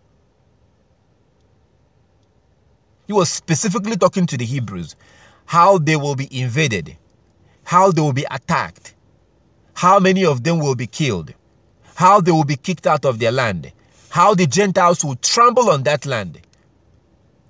And he tells you the reason why. so that the things that was written will be fulfilled. Written where? Deuteronomy chapter 4. Deuteronomy chapter 4 from verse 24. Deuteronomy chapter 4 from verse 25. That's what Yeshua was referring to. So Yeshua was specifically talking to the Hebrews in Luke 21. So if anybody was going to go through the Great Tribulation, it was the Hebrews. And their Great Tribulation began 30-something years after Yeshua spoke about this. A lot of people was killed. A lot of babies, a lot of women, a lot of old people was slaughtered by the Gentiles. The Romans, who their descendants today are the Europeans, the German, the French, Australia, Norway, Belgium, America, Britain. These are the descendants. France, Canada. These are the descendants of the Roman Empire. The Roman Empire did not just disappear and just vanish. The people of the Roman Empire did not all just disappear out of nowhere. Oh no. Just like the Hebrews did not disappear. They may not know who they are, but they're still around. Like Yah says in Jeremiah chapter 17 verse 4. You will discontinue from the heritage that I gave you.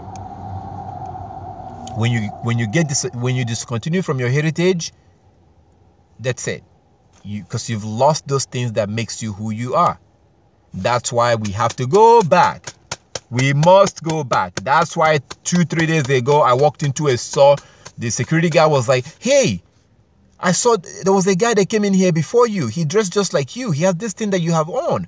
And he began to describe, and from there we began to talk, and he knew that we are the Hebrews. Or he eventually knew.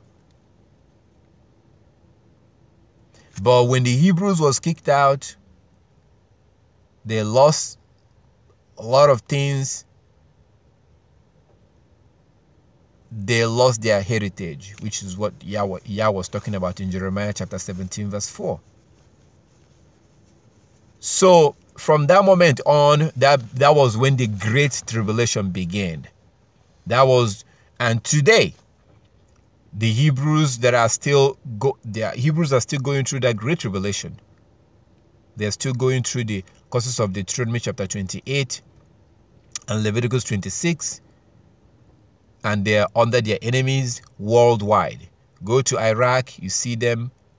Anywhere they are, go to Mexico. Even the Mexicans they are second class anywhere they are. Even the Mexicans are oppressing them. Even the Mexicans are oppressing them. Everywhere they are. So they are going through that Great Tribulation. Now, the way that Christians describe it, it's not going to happen that way. The way that, because they read 2 Thessalonians chapter 2.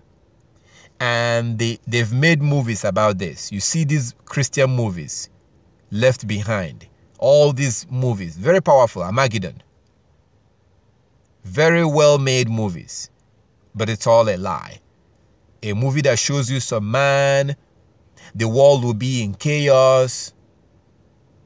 There's a lot of unrest in the world, and this man will come out and just, calms everything down, and everybody will be calmed down. Everybody will begin to look forward to him, and then he will then begin to do stuff and begin to kill Christians. Absolute garbage, rubbish.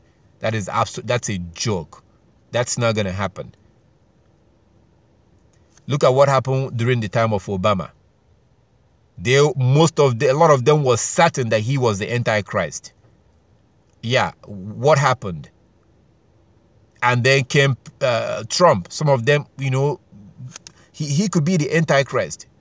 He's going to be in office and he's going to finish. He will get out and nothing will still happen. So these are childish understanding of the Bible. But that's what you get when you have a Gentile trying to teach the scripture. The Most High did not put the spirit of understanding, the spirit of being able to teach it. He did not put that spirit in them. And when they do try to teach it, it's a disaster. Absolute disaster. Complete disaster. Because the Most High is not mocked. If he doesn't give you the gift to do something, you can have all the support, all the man-made support in the world, you will not be able to do it right. So let this be, for those who are looking forward to Antichrist, and looking forward to 666, and looking forward, none of those things are going to happen. They happened already. And like as I said, if you do have any question about that, we can deal with that on Tuesday. If you have any question about that, that's not going to happen. The Hebrews right now are going through the Great Tribulation. It began in 70 AD. And they will go through the Great Tribulation until Yeshua returns. Until Yeshua returns. Those that do understand and would like to get away from that Great Tribulation, they need to start keeping the law. When they begin to keep the law, the Most High will reduce the pain of that great tribulation for them. He will reduce that pain so that when people are worried, when people are freaking out and worried, when people are troubled, you will not be troubled. I have joy. There's a kind of joy that I have knowing what the Most High have planned through his word. Knowing Bible prophecy and knowing who is who and knowing all the players and the things that are supposed to happen, I am not worried at all. If the World War III is breaking out tonight, I am not worried. I'm not worried at all. Because everything has been put down and the Most High have given it to his people. He has given it to his people for them to understand what he planned on doing, but not to all his people. No. When you go to the book of 2nd Esdras, you see Yah telling him to write certain things and preserve it for some of his people, not all his people. So when you begin to keep the law, you will no longer be fearful or worried about, because you understand exactly what's happening. So while people are freaking out and people are worried, and you don't have to be. So that's how we have the disaster in our hand, because most of the stuff we know have been taught by the Gentiles. I just got a question right now that just came in.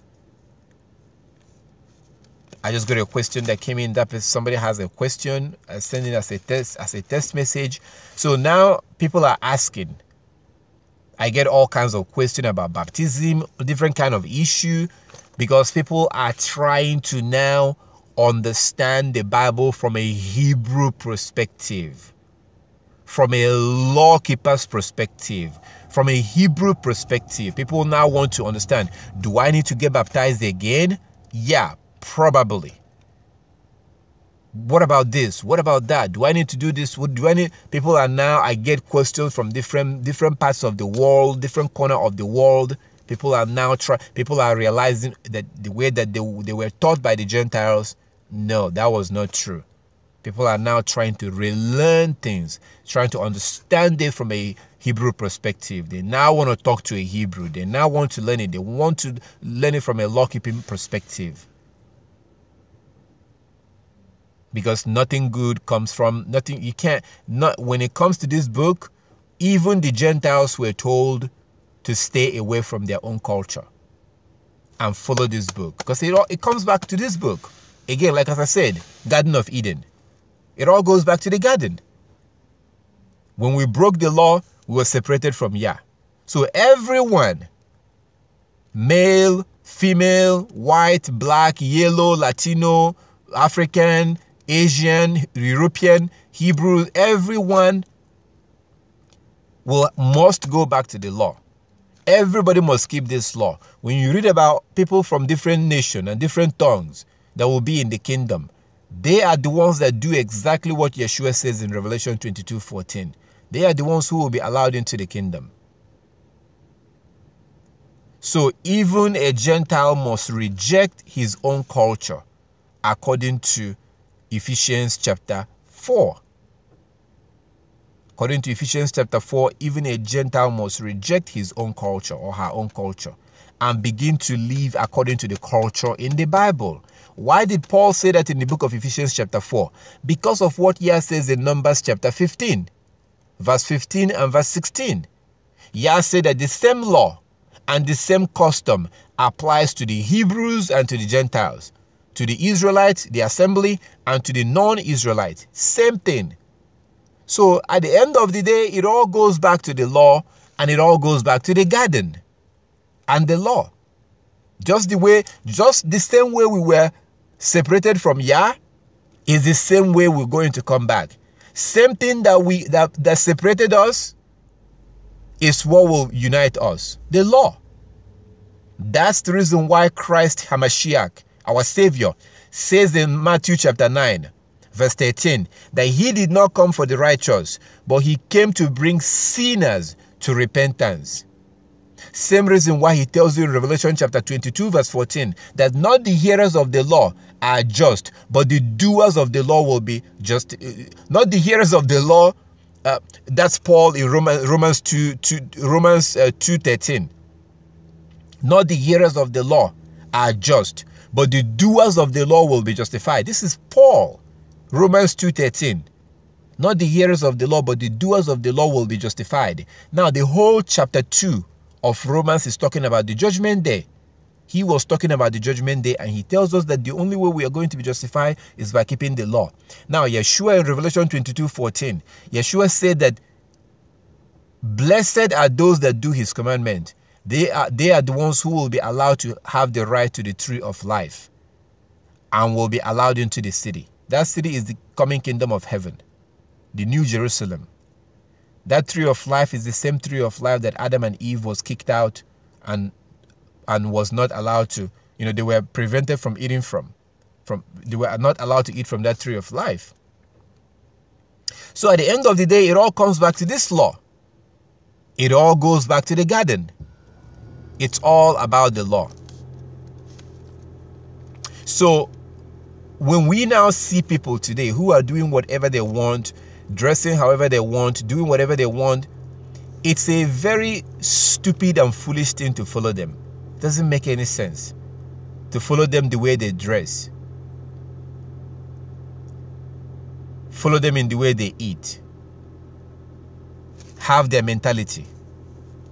We now have to begin to think like Hebrews.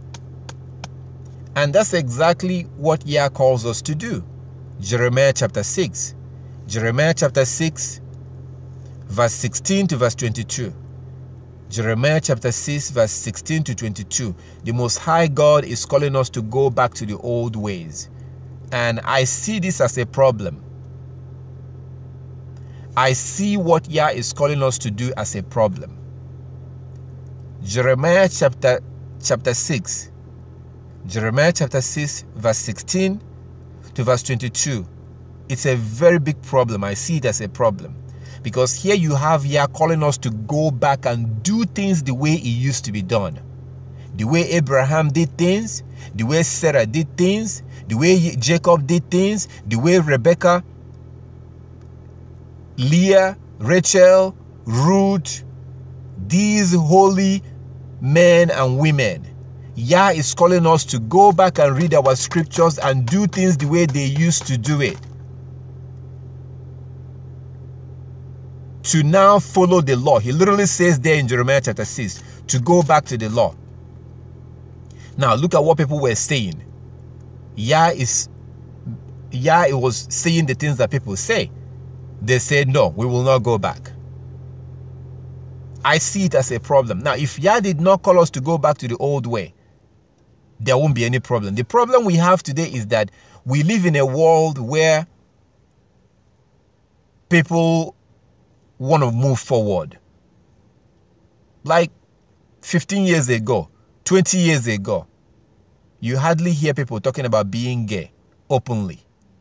But then today, they are being handed awards for dressing like women and quote unquote coming out. They are praised. They are told that they are brave for coming out, that they are strong and brave. That's the world we live in. That's how fast things have changed between the last 15, 20 years. So you see the world heading straight like a train with no brakes, heading straight to hell. And Yah is telling us to go back. The problem is that most of us will not do it. I know this, most of us will not go back to the old ways because we are ashamed. Sirach chapter 42 verse 2 says that we shouldn't be ashamed of Yah's law. I used to be ashamed of my beard. I was looking for a loophole to shave down my beard and shave it all the way down. I was ashamed of my beard. I was ashamed of the way I looked with my beard. You don't really see very well because it's kind of like dark in here. I was ashamed and I was trying to find a loophole. Me. Yeah.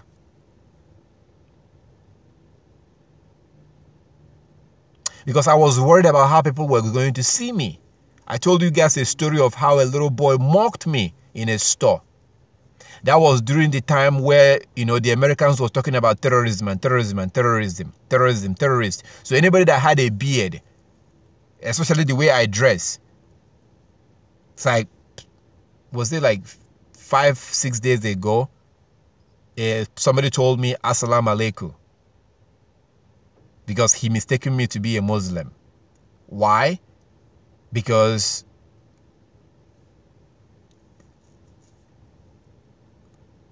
when you see Muslim women with their veils and you see Muslim men with their beards and their robes, that's not a Muslim thing. It's a Hebrew thing because they are Hebrew. They came from Ishmael. That was passed down from Abraham to Ishmael. Go read the book of Jubilee and you see that they were already dressing that way before Muhammad came along.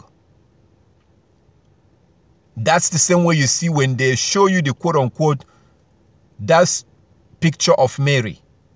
Whenever you see the picture of Mary, do you see the similarity between that picture and the Muslim women? Do you see the veil? You see that veil that they show you in that picture and they say that's Mary?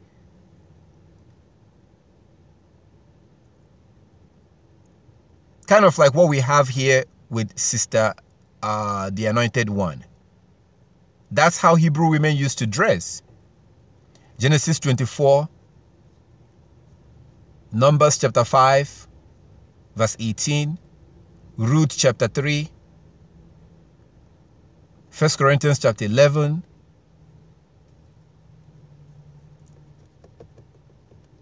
so somebody says Assalamu alaikum because he thought I was a Muslim. But I get that, I get that. So I understand why he was saying that because of the way I dress. So Yah is calling us to go back to the old way. But most of us are ashamed. I used to be ashamed because I've been mocked before by a little boy during the so-called, when Americans was talking about terrorism. So I looked like a terrorist according to them. People would stare at me because of my beard. So I was ashamed. I was ashamed of the way I looked. And I was trying to find a loophole. But it says in Sirach chapter 42, verse 2, that we're not supposed to be ashamed of Yah's law.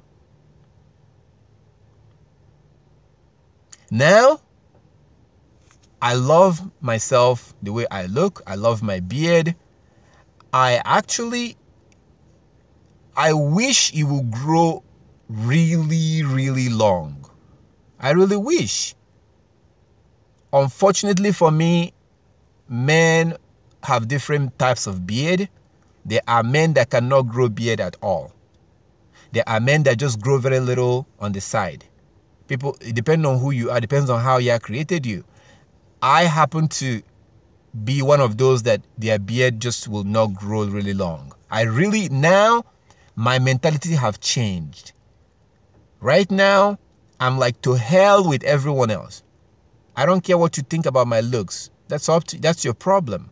That is my mentality now.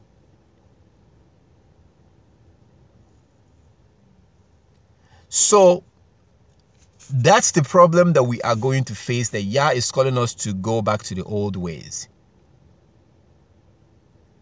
This is exactly what Yeshua was talking about in John chapter 3. Except a man is born again, he cannot see the kingdom of heaven. What does that mean to be born again? Being born again means that I was born in the land of the Gentiles. I was given a Gentile name.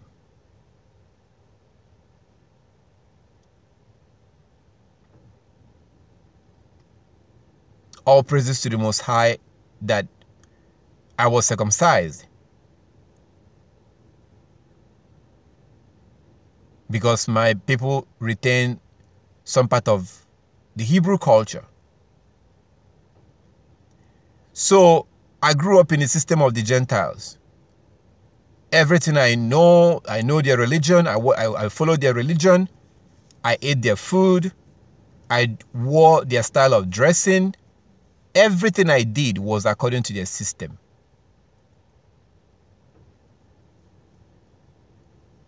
But when you now realize who you are now supposed to become born again. So being born again means that we no longer follow their ways. We now have to live according to the scripture. Remember what Yeshua quoted in Luke chapter 4. He was actually quoting Deuteronomy chapter 8. When he says that man shall not live by bread alone, but by every word of Yah. Why do you think Yah wants us to, in Deuteronomy chapter 6, to talk about the law all the time? To meditate in the book of the law every day and every night. Everything we do is supposed to be according to the law. Everything. Our dressing, the way we eat, everything. So somebody who was born into the system of the Gentile, which is the worldly way, and they were not living according to the Bible. They are living their life according to the world, according to the Gentiles. So what Yeshua was talking about is that you now have to abandon all that. We now have to begin to live our life according to the scripture. So, example, the way I dress, I used to dress like the Gentiles. I was like, no, I can't dress like that anymore. I have to now dress like the Hebrews. I used to not wear my tassel. I'm like, no, I have to wear my tassels now. I have to now sew it into my clothes. I have to have my beard now. I have to keep the Sabbath now. And all of these things I now build it into my life. So I'm not doing it just to do it temporary. It's now become part of my life. My tassels are on my clothes to stay. Sabbath, using the lunar calendar, I'm doing it for the rest of my life. This beard over here is here to stay for the rest of my life. Somebody once saw me once and he's like, what happened to you? What happened to you? What? I like the old you. You changed. What happened to you? I like the way you used to look before. So I'm giving you an example of being born again. This is what we must do. We must do this. Unfortunately, not everybody will do this. That's why it says in 2nd Esdras chapter 8, verse 1 to 3. 2nd Esdras chapter 8, verse 1 to 3. It says that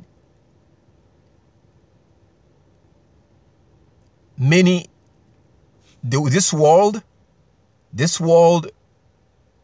have been created for many. The world to come is created for very few. It also says in verse 3, 2nd Esdras chapter 8, verse 3, that many have been created, but few will be saved. That was where Yeshua got what he told you in Matthew chapter 7, verse 13 and 14, that narrow is the way that leads to life. Broad is the way that leads to destruction, and many will find it. Many will travel on it. The way that leads to life is very difficult. So that's the problem that we face today. We must abandon the way we dress has to change, the way we eat has to change, the way all of this has to change. It's a must. We have no choice if we want to be saved. Now, there are people that kind of gets it. There are people that kind of understands it a little bit. They're like, okay, I get it. I see what the Bible is saying. But when it comes to putting things in action, they are not serious. They are not serious. And Yah cannot deal with someone like that. The Bible tells us to separate ourselves. The so-called New Testament is so strict. It is so strict about this, about separating yourself from those who are going against the law. I showed you guys in Corinthians where Paul was actually talking about a congregation having somebody be put to death for going against the law. You will never hear that in a Christian church. They will never read that. They love to quote Paul, but they will never quote that part. When they come to that part, they will most likely deny it and say, you know what, Paul did not write this. But you see Paul suggesting that a brother who was going against the law should be put to death in 1 Corinthians chapter 5. But they will never read that. But that is to show you how strict this is. This is not a game. This is very serious. This is a race. This is why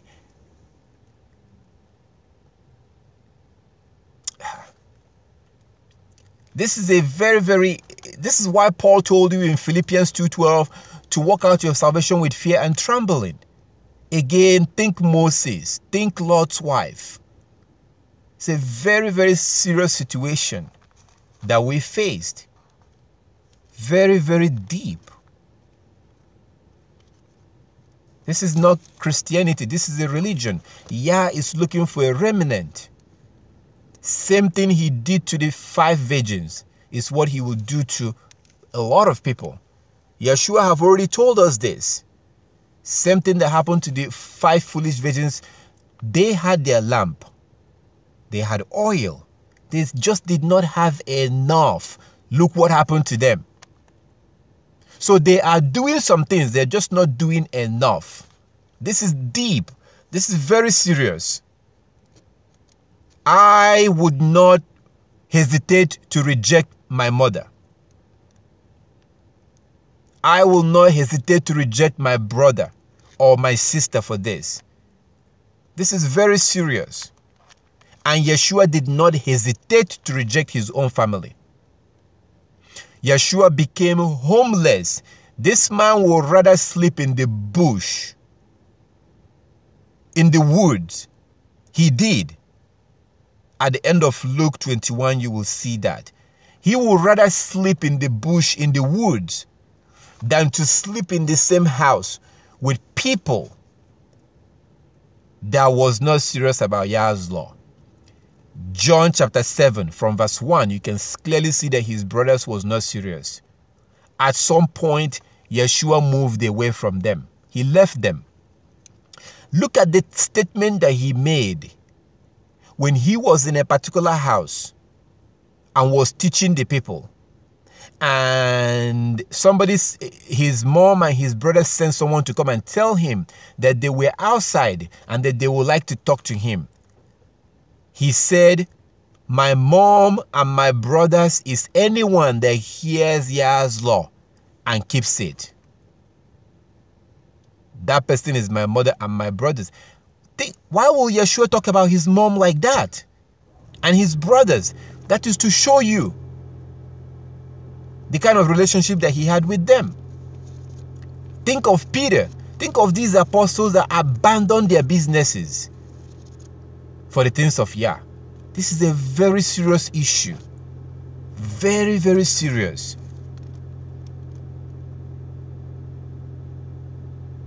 Now, for Paul to suggest and tell the congregation to make sure that they hand that man that was going against Yah's law, that they hand them over to be killed. Hand them over to who? To the Romans. Because the Romans was in charge. Just like how they handed Yeshua over to the Romans for the Romans to kill Yeshua. Because the Romans was ruling over them. And the Romans was the one who were doing the killing. So when somebody has been condemned, typically that person will be handed over to the Gentiles. And they will kill that person. That was exactly what they did to Yeshua. That was what Paul was telling them to do to that brother who was going against Yah's law. Told them to hand that man over to those that will kill his flesh, that will destroy his flesh. That was Paul talking about a so-called brother in the church being killed. But that's to show you how deep and how serious this is. This is very, very serious. So that takes us back to Psalm 145, which is where we started. Psalm 145 verse 18. Psalm 145 verse 18. Yah is near to all who call upon him. To all who call upon him in truth. In truth. This is deep. We just looked at different examples of those that are calling on Yah in truth. We have to do this.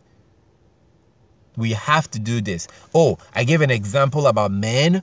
Like me, I used to be ashamed of my beard. And I was trying to find a way to cut it down. To cut it all the way down because I was ashamed of the way people, I didn't want to look like a terrorist. Now, when you take a blade and put a blade right here and you shave it all the way, you shave it, when you are quote unquote clean shaven and you had no beard in your face, you are literally going against Leviticus 19:27.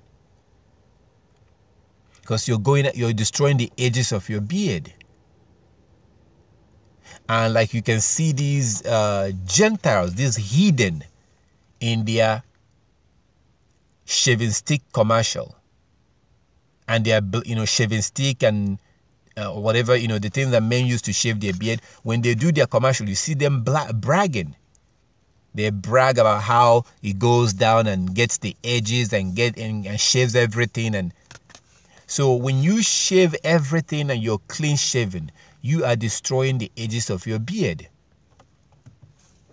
When you shave everything and you leave this one up here, you are still your mustache, you are still destroying the edges of your beard. When you have a goatee, you are still destroying the edges of your beard.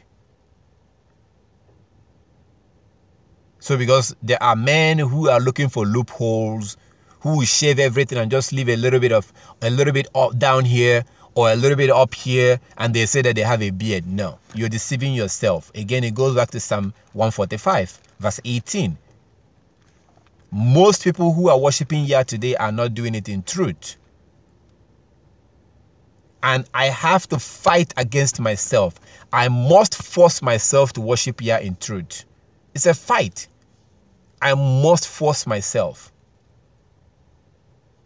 to make sure that I worship Yah in truth.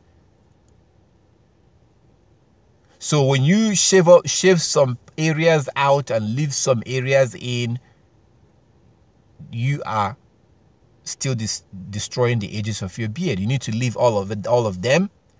Now, if you, like your nails, if your beard gets really, really long and you want to trim them, you can trim them. There's nothing wrong with trimming it. You can trim it down. If, you can trim it.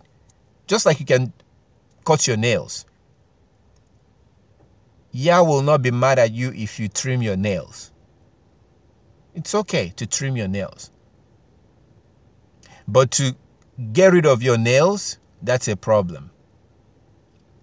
Same thing with your beard. To get rid of all of your beards, that's a problem. You have to have all of your beards. They all have to be right in your face. If you want to trim it, when I mean trim, I don't mean to put clipper. I mean like trim, like to trim it, you know, if you want to trim it, but you have to have a beard. You have, because your beard grows just like your nails. Yah expects you to trim your nails. He's giving it to us.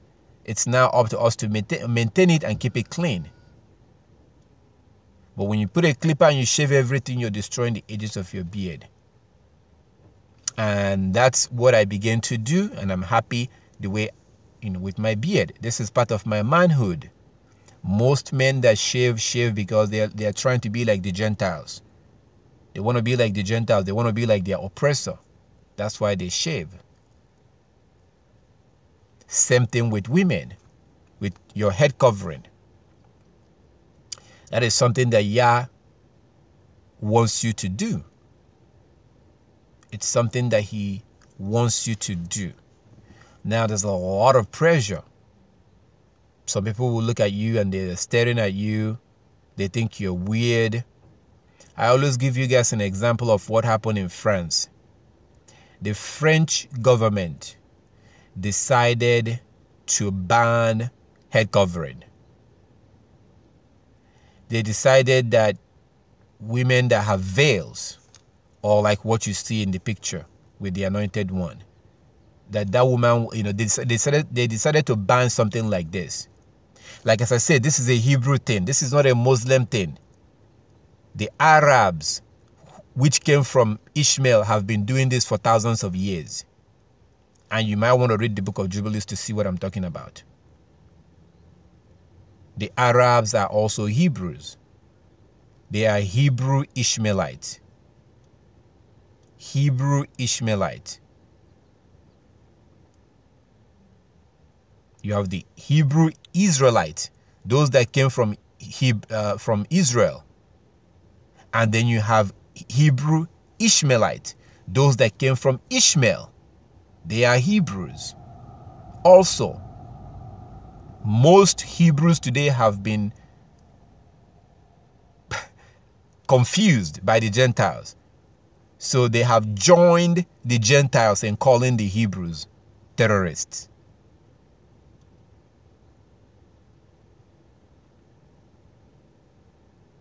The Gentiles tries to exploit them, try to steal their natural resources. Once they refuse, then they are labeled terrorists. It's a childish thing to join your oppressor in condemning your brother. It is so interesting how most Hebrews today have now turned around and are calling their oppressor a Hebrew when they call them Edomite. And then they call their own brothers Satan. Such an interesting thing. But why is this happening to the Hebrews? Because they are not worshiping Yahweh with their whole heart. In truth, Yah accused them of this in Isaiah chapter 47. Isaiah 48 from verse 1. Isaiah 48 from verse 1. Yah was talking to the Hebrews in America today. The Hebrews in America, Yah accused them. That's a prophecy. Just like the prophecy in Isaiah chapter 66, verse 22 and 23 has not been fulfilled. Yah was speaking about the things that will happen in the future. And he does tell you in Isaiah 58 that he tells you that he is the one that talks about what will happen in the end from the beginning, and what will happen in the beginning at the end. So he was talking about his people who are in America today. Yah was talking about them in Isaiah chapter 48. And he accused them of not being honest. That's exactly what you see today. So today you see them worshiping on Saturday. You see them not dressing like Hebrews, dressing like Gentiles. You see them sending their children to the heathen to educate their children. You see them well into the system of the Gentiles. I think of a man, the one that founded IUIC, Nathaniel.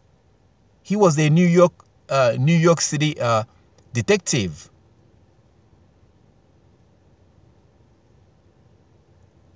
And I saw a report, he locked up a lot of Hebrews. As a detective, he put a lot of Hebrews in jail. So here you have the leader of a major Hebrew Israelite camp who makes money by helping those he stands on the street to condemn, by helping them to put a lot of his people in prison, helping them oppress his own people. But on Saturday, he runs out on the street talking about how he's a Hebrew. That is dishonesty. And once somebody is dishonest to the Most High, they will not understand the Bible. They will not understand things. They will not understand. We have to be we have to be honest with the Most High. We have to be honest.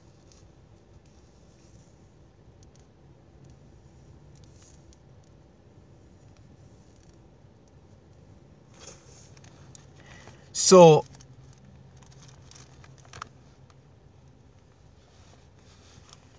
Yah gave us his laws. That these laws is what sets us apart. And Yah is going to choose a remnant from his people. There will be 33.4% out of 100%. Zechariah chapter 13. Zechariah 13, verse 8 and verse 9. It's a very sad situation. I don't know about you, but I really, really, really want to be among those that will be saved. In order for me to become among those, I have understood that I will be mocked. I will be laughed at. People will laugh at me. People will mock at me. And it's getting weirder and weirder every day. For me personally, it's getting weirder and weirder. What do I mean by that? I grew up among the Hebrew, and there's something you see in the Hebrew culture, which is typically the eldest will get married. Then the second to the eldest will get married, and then that's how it's done in order. That's the reason why. That was part of the reason Jacob ended up marrying Leah and Rachel, though his father-in-law didn't tell him the truth. So in a Hebrew culture, it's expected that the first person, the eldest, needs to get married, then the second, then it's done in order. That's how it's done. So I have not even my younger brother. It's I was born. A girl was born. Another girl was born before my little brother was born. So after I was born, there were two more people that was born before him. He just got married like last week, few days ago. Now, in the Hebrew culture, I was supposed to get married before him, but he just got married. So it's a very it's a very strange thing, because people are like, what are you waiting for? So it will now go to the point that people begin to think, wait a minute, he must be gay. He has to be gay. How can he not be married? Look at his little brother. I mean, he has a house. He has this, he has this, he has that, and he's still not married? Come on. He must be gay. So it's getting weirder and weirder for me personally. But I want to do things Yah's way. And if I do say, oh, it's because of the Bible, or I want to do it according to the Bible, the next thing people will say is, which Bible are you reading? That's the next thing. So the point I'm trying to make is that trying to do things Yah's way, you must understand that it's going to be really weird to people. They will not understand it. They will think you're crazy. They will think you've joined a cult. They will think you have lost your mind. You need to understand these things ahead of time, and you need to be okay with those things. However they're going to see you, you need to be those things. You need to be okay. And that's why I always say, don't bother explaining yourself to people. Don't even bother.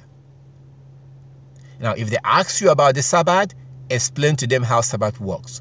If they see your tassel and they ask you about tassel, explain to them. But when it comes to you implementing the law into your life, don't even bother explaining to family members. The more you try to explain, the crazier you sound. I'm trying to save you from stress. Unfortunately, most of our family members will not be saved. Look what Yeshua did to his own family members. He left. He would rather sleep in the woods. This is the Son of the Most High. He would rather sleep in the bush, according to Luke 21, than to be in the same house with his so-called brothers and sisters who don't want to keep the law. They did not want to keep the law. He stayed away from them. So that's why he told you in Matthew chapter 5 from verse 10, that people will say all kinds of things about you. But the blessed are you when people are saying all manners of things against you because of righteousness. That yours is the kingdom. Those who will make it into the kingdom are those who are being laughed at right now. Those who are being mocked right now for the way they dress, the things that they do. Those that are mocking you and those who are laughing at you, there's a time coming when they will be like those in the time of Noah, and you will be like Noah and his family. Yeshua told us that before he comes back, it will be as it was in the time of Noah. That's exactly what we're living right now. So those who are following the truth, which is the law, they will be considered crazy and mentally ill and in a cult. That cult that they will accuse you of, it comes from culture. The word cult comes from culture. Culture. We have to follow the Hebrew culture. So just like men, when it comes to dressing and your beard, women have the same problem. There are women that struggle with covering their hair. It's like you want to please Yah. You really, really want to please Yah, but you are also looking around you and you are very much concerned about how people sees you. You're very concerned and you don't want people to look at you funny. You don't want them to look at you like, I think you're a Muslim. You're very concerned about how they sees you. I understand that there are women that feel like that, just like there are men that feel the same way that I describe. I used to feel the same way, being ashamed of the law. So the best thing to do is to overcome that. You cannot change how people sees you. There was a time when I go into a place, I almost don't want to go. I almost don't want to leave because I'm worried that if I leave, they will begin to talk about me. I know that if I leave, they'll begin to talk about me. So I almost don't want to leave. I almost see myself sticking around, hoping that maybe they will leave or maybe we can all live together.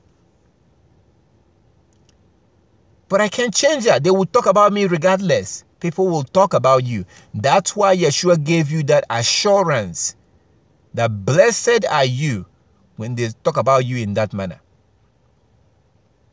Why will they be talking about you like that? because of the way you dress, the way you behave, the way you talk, the way you carry yourself, but especially outward appearance. As soon as you step out, they begin to talk, man, what happened to him? What happened to her? Oh, he joined their cult. You know, there's a lot of cult right now. She joined their cult.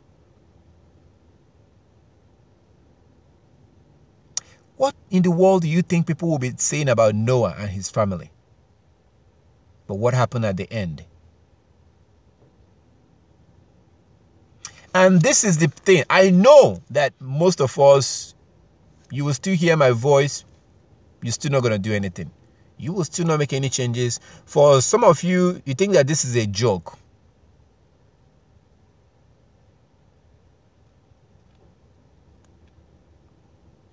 We have to do whatever it takes to keep these laws.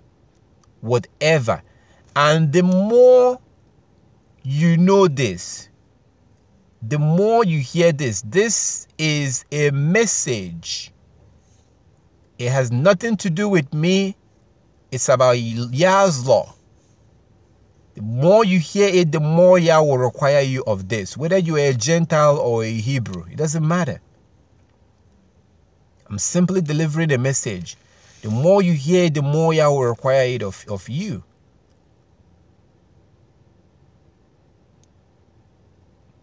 And I know this, even that's why I gave you an example on the business that I used to do. I know that Yah will require so much of me. I'm not going to kid myself and deceive myself. So I do see people that struggle, struggling with how people see you, how you look outside and things like that. Struggling with stuff. For the men, it's usually their dressing and their beard. For the women, it's usually their head covering, their veil, and makeup and things like that. I'm not saying, don't look good. Come on, as a woman, you have to look good. You have to, I just said, you have to be feminine. Find ways, natural ways, and ways to look beautiful in a righteous way. Wearing short skirt and tight dress, anything tight. That's the Gentiles' definition of being beautiful. They call it being hot, sexy. That is an abomination in the sight of Yah. Because he wants us to dress moderately, in a moderate way. So yeah, as a woman, you're to look good. Find ways to try not to alter something that Yah gave you. Try not to alter that. Try not to add or remove to what he gave you. Like I gave an example with nails. Yah gave us nails. But if you leave your nails to grow, it becomes nasty. It becomes gross. That was what happened to Nebuchadnezzar in the book of Daniel. Look at the way it was described. That was abnormal. Yah wants you to trim your nails. I think the perfect righteous example is our hair. Yah doesn't want men to have a long hair. He doesn't want us to be bald either. We're not supposed to have a bald hair. We're not supposed to have a long hair either. What does that mean? He wants us to have a haircut. Get a haircut. As you can see, I have. I'm not bald, and I don't have a long hair either. That's how Yah wants it. And no lines over here. No line. So I have my clipper. I used to spend $20 to go and get a haircut. And the barber will put a line over here. I don't do that anymore. I paid like $10 for a clip, a used clipper. I bought it like in a swap made. And I'll just use the clipper and it's so easy. Like within 5-10 minutes, I just have a haircut. No lines in the back. We're not supposed to do that. Leviticus 19:27. So when this transformation begins to happen, at some point, people will no longer be able to recognize you. I'm still on that journey right now. I'm still there. But a while ago, somebody looked at me and said, "What happened to you? What happened? I like the old you." But I'm not there. I'm still going. I still want to go. And it's my desire to go for the rest of my life. Until I die, I will keep going and making these changes. Making the changes. The way I eat. I used to eat a lot of junk food. I used to drink soda, eat a lot of junk food. That's what it means to be born again. Beginning now to live your life according to the scripture. Can you see? Again, it all goes back to the garden. That thing that separated us, that is what we now have to go back to. Breaking of the law separated us from our Heavenly Father.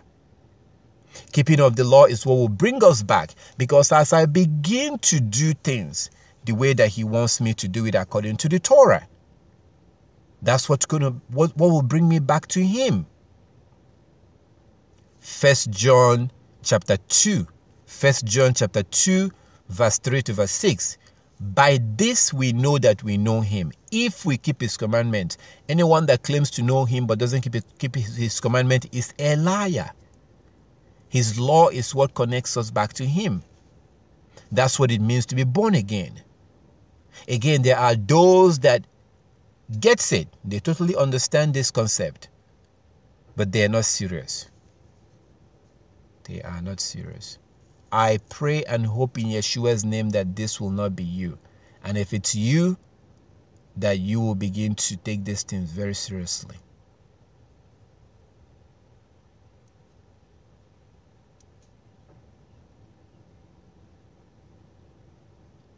So, for my brothers and my sisters, for the ladies, for the sisters, for the righteous, for the Sarah's daughters want to be. I say want to be. There's a lot of people that claim to be Sarah's daughter today, but they're not. There's a lot of Hebrew Israelite women that claims to be Sarah's daughter. No, you're not Sarah's daughter because you say you are. You are by your actions. You can't say that you're Sarah's daughter and you don't behave like Sarah. We have to be very serious about this. We have to understand what's going on, that Yah is watching, like He says in Malachi chapter 3 from verse 14 all the way into chapter 4. Malachi chapter 3 from verse 14 to the end, and then from chapter 4 to verse 6. Yah is watching us right now, just like He told Noah what to do. And the rest of the people did not want to do it. They were going about their business, and Yah was watching. When His wrath began, it was too late. Back then, it was with water. Now it's going to be with fire. Now Yah is watching us. He's watching us to see what we will do. And what we need to do is actually easy to do. The major problem we have is that we're very concerned about how people are going to see us. That's our biggest problem. We're concerned about how people are going to look at us, how people will see us, what people will think of us. So we're constantly looking for a loophole.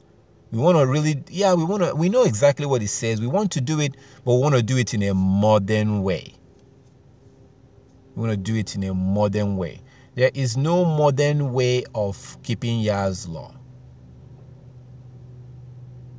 To say that there's a modern way of keeping Yah's law is to say that Yah changes. Modernism is paganism.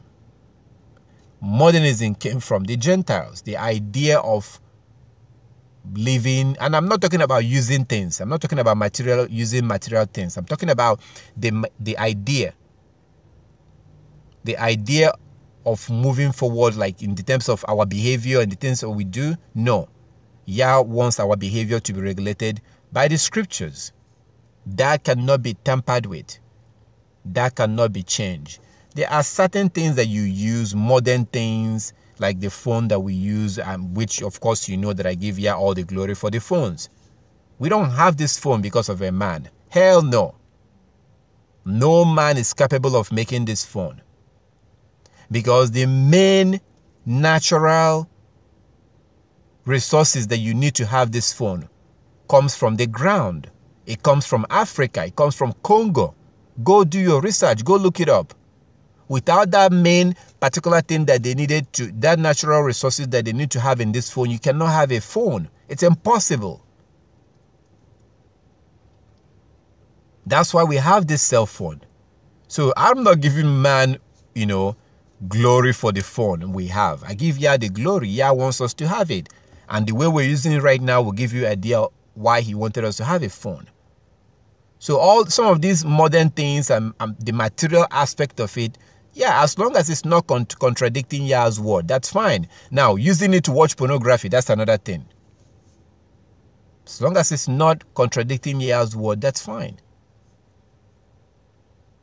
These are some of the things that Yah preserved that will happen in the later days, which we're living in right now.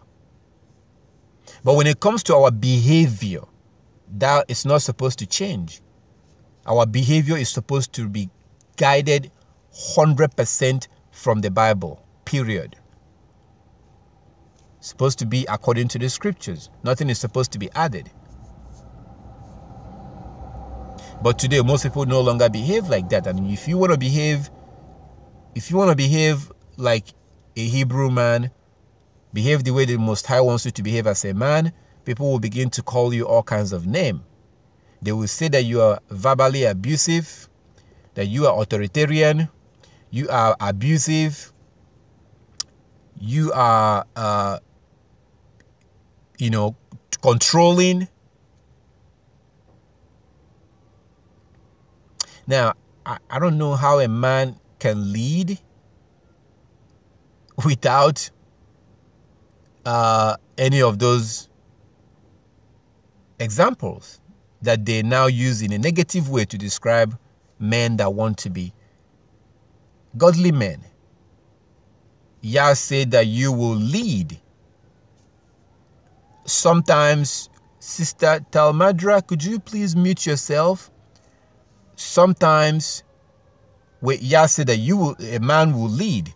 Sometimes there are people who don't want to be lead over, who don't want to be under the leadership. At that point, it may require being verbally abusive. It may require being controlling. It may require being any of those things. Sister Telmadra, please, can you mute yourself? If you're on here and you can hear me, can you mute yourself? Thank you very much. Okay, maybe not. Can you hear me, Sister Talmadra? I'm expecting that, if somebody is on and you can't hear me, then just get off. Like, why stay on and let us hear your radio when you cannot hear me? That doesn't make any sense. Once you come on and you cannot hear us, obviously that means you're having a technical problems. The best thing to do is try to mute yourself and then try to figure out the problem that you have. But staying on and you cannot hear me, but you stay on and let us hear your radio, I don't get it. So, again, back to Psalms chapter 45, verse 18. Yah is near to all who call upon him, in truth. That last word there, truth, that is the thing that we have to focus on. That is what we have to work on. Now, going back to way back in the beginning, I was giving an example of the business I used to do, and the brother was telling me that as long as I wasn't touching the meat or touching not just the meat. I wasn't touching any of the unclean food. That's fine. I was like, no, that's not fine. That is not fine. Because I still have to make money from the business of unclean food or unclean animals. No, I can't participate in that. That is where that word truth comes in. Being honest, knowing that you're not dealing with a man, you're dealing with the Most High. Yah is not mocked. So that led us into his own business. He is a photographer and he will do wedding. People call him to go take pictures for them. And homosexuals will invite him to, and they will pay him to take pictures. I was like, no, you can't do that either. You have to say no. You cannot go take pictures in a homosexual wedding. Absolutely not. Because he used to do that.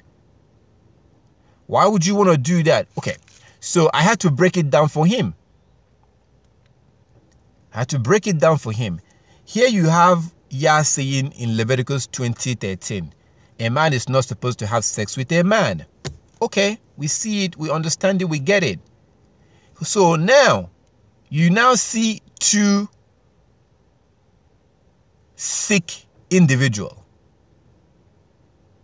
who chose to be sick. They choose to be sick. They choose to be abominable.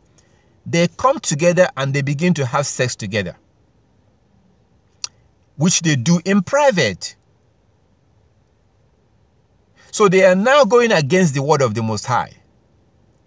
But they choose to take it even further and come out in the open and defy the Most High publicly, by publicly declaring to the world that they are having sex together. And then those two sick individuals calls you on the phone and say, could you come take pictures of us? We have been defying the Most High, but we want to make it public through a wedding. Can you come take pictures? And these pictures that you're going to take of them will help them to preserve them defying the Most High. And you're supposed to go take pictures? Hell no. So I had to break it down for this brother why he shouldn't be taking pictures of homosexuals in their so-called wedding. That is what people who are trying to be honest and truthful do.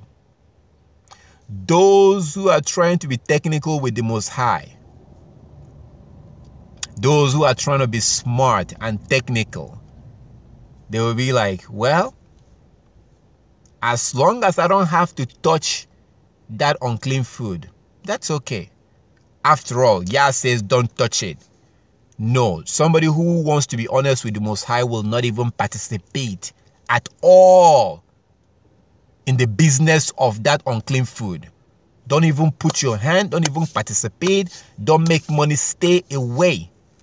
So I had to give up that money. It was very good. It was very good money. I was making a very good money. I had to give it up. Oh, actually, I worked less hours. I worked less period of... That was why I was very much shocked. The amount of money I made within 5 hours. Around 5 hours or so. I was like, wait, what?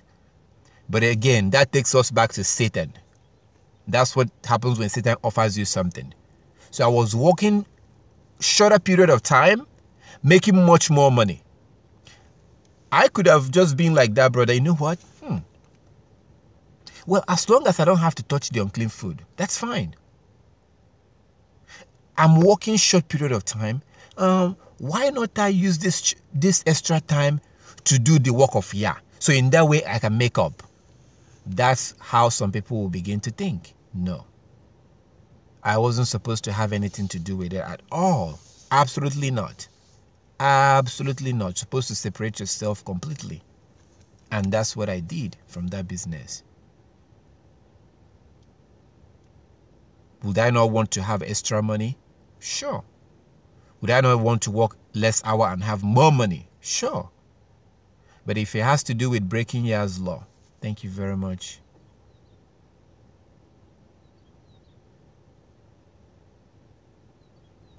That brings us to separating ourselves from the system in the world. We are not supposed to have anything to do with their system. You may have to go start a different career. Again, now you begin to understand why I speak so much on your children having a career, having a skill. Because your child can choose not to roof the temple of a pagan religion. If some Hindu or some pagan religion, your child is a contractor, and they call on him to go roof their, they want to hire his company to roof their roof. Your son can say, actually, no, thank you very much. I'd rather not do that. Your son can do that because he owns that roofing company. He owns it. So he can say no. But if your son works for a company and the company says to him, the company wants him to go, first of all, he doesn't know where the job is going to be. Or he's required to show up and go to, wherever. He shows up in the morning, they enter into the truck. His job is to go climb on the roof and do the roof. He doesn't work in the administrative department of the company. So your son is going to be up there roofing a temple of a pagan god. What in the world do you think Yah will think of that? Building a temple. We were told in Deuteronomy chapter 13 to go break down their temples, burn it all down. I saw a video of Muslims in the Middle East burning down a Christian church, Catholic church. I liked it.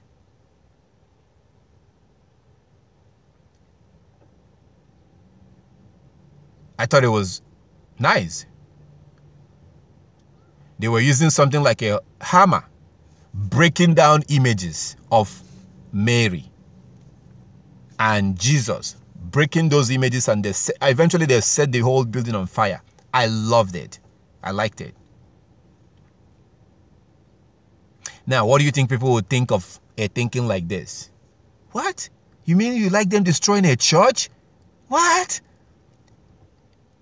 You're happy that they destroyed a church? What kind of religion are you practicing? Which Bible are you reading? That's what people will be saying.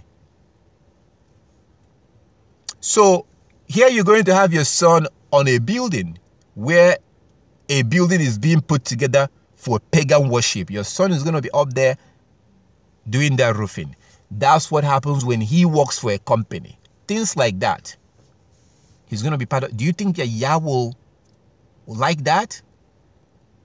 But when your son has a skill and learns how to do roof buildings, there will always be people building houses. There will always be people building houses. There will never be lack of need for plumbers.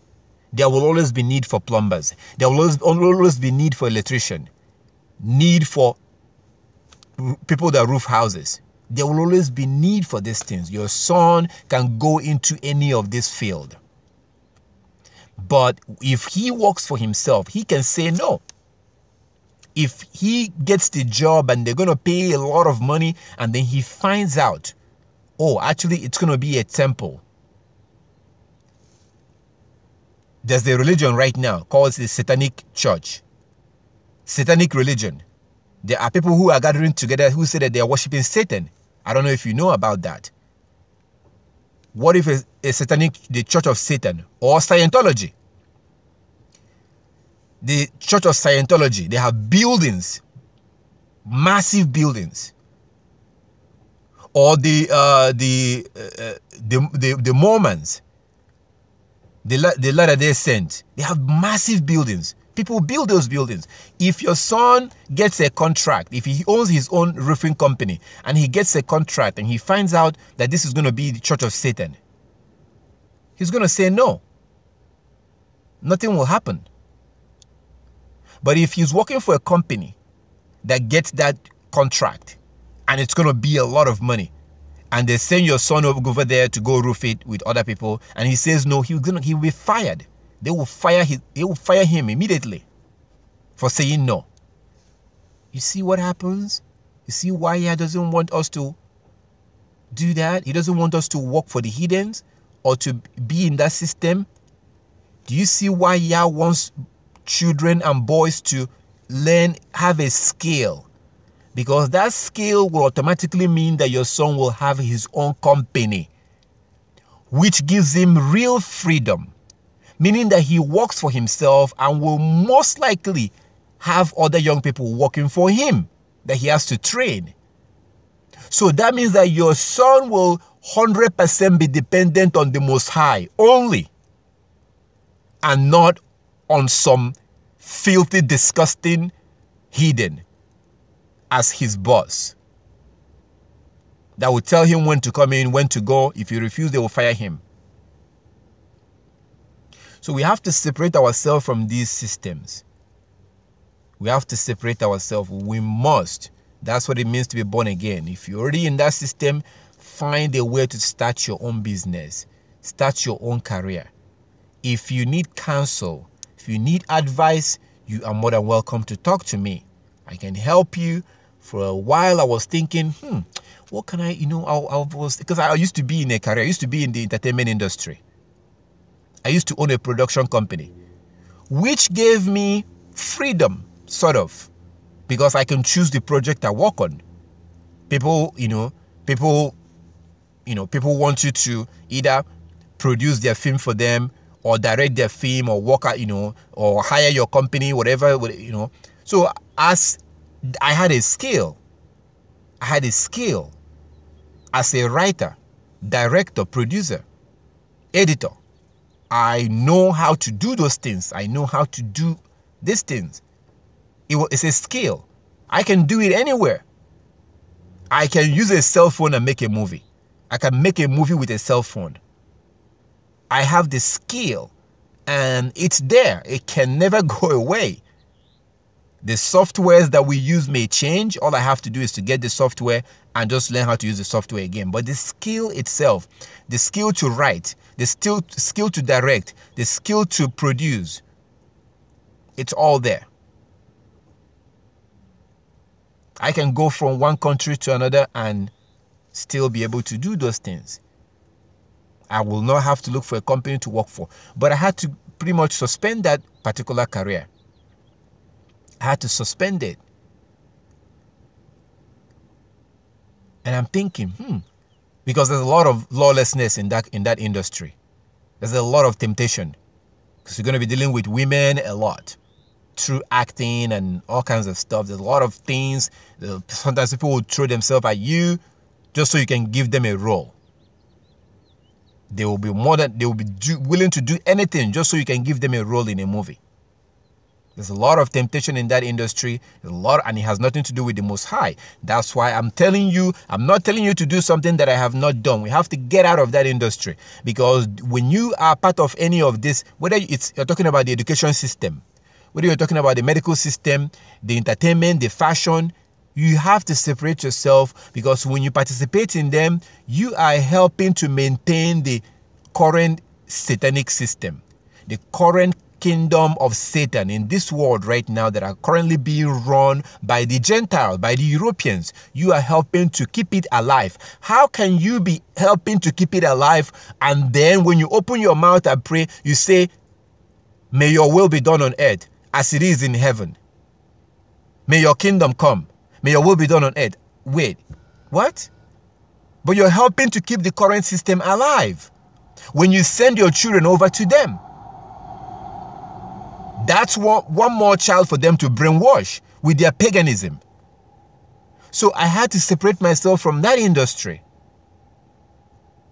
Because I was helping to keep the kingdom alive, the satanic kingdom of this world, by brainwashing people, distracting people with entertainment, lawless entertainment, godless entertainment. If I ever go back into that industry, it will be 100% about the law. The movie, whatever, will be about keeping the Sabbath, about people who are struggling with keeping the Sabbath. It will be something like that.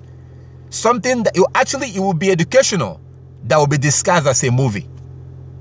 It will be a educational video about keeping the commandment, tassel, keeping the law. It will be educational video that will be disguised as a movie. That's what it will be if I ever go into stuff like that. So in that will be 100% about the law. And at that point, it will no longer be about money, because I'm not going to be doing it to make money. It will simply be just to to reach out to Christians and reach out to those who are lost about keeping the law. So we have to get out of this system. Yah is watching us right now to see what we'll do. Unfortunately, just like it was during the time, in the wilderness, many people they will hear these things, it will sound good in the ear, but when it comes to actually making actual changes that are required, most people will not be able to do it. That's an unfortunate thing. We have to worship Yah with all our heart and with all our soul. In truth, in all honesty, in truth. I know of a brother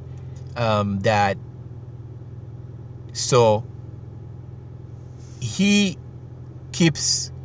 believes that the day begins from dawn to dawn. He works night shift. And he believes that the day begins from dawn to dawn. So what he does is, but he believes that the Sabbath is only during the daylight period. Only in the daylight period. So he believes that from this morning till this evening is going to be the Sabbath. The Sabbath is only during the daylight.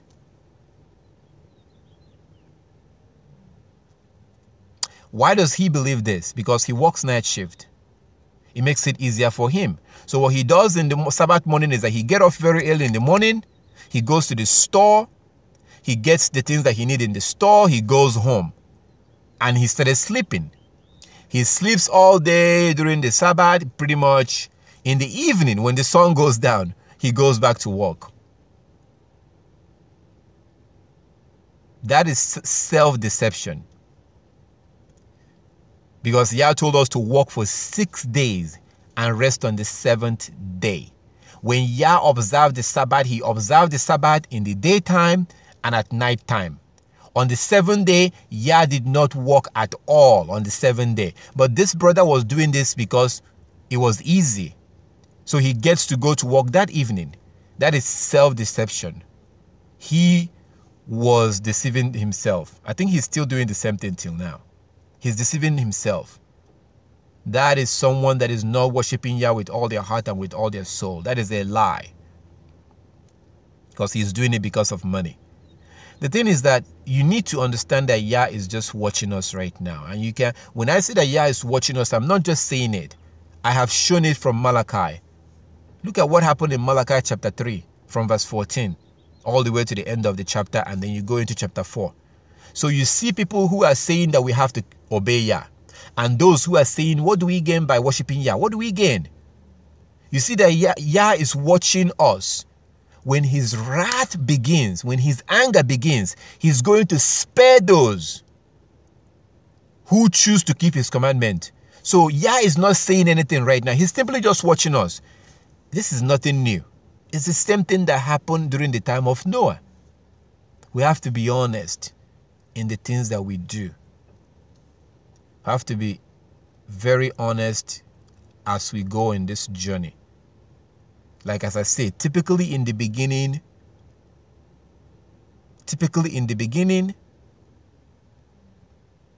somebody will be like, oh yeah, I want to join you guys. Okay, come on in.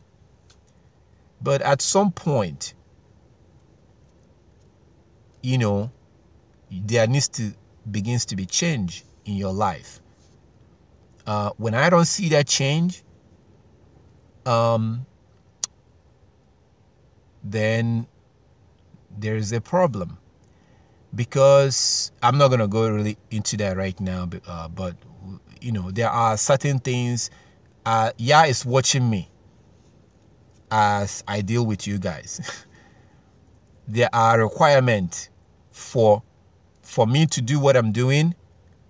There are certain requirements that Yah has on me. There are certain requirements that He has on me, and He will punish me severely if I don't carry that out. And I know that. So I have to walk very carefully. I'm not going to let Yah punish me because of you. Hell no. Hell no. I will separate myself from you so fast that you will even forget me. So this is a very serious situation. Very, very serious situation that we faced.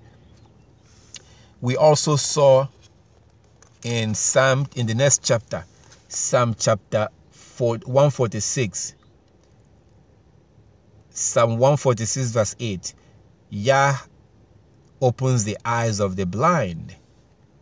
Psalm 146 verse 8. Yah opens the eyes of the blind. The Most High have certainly opened our eyes.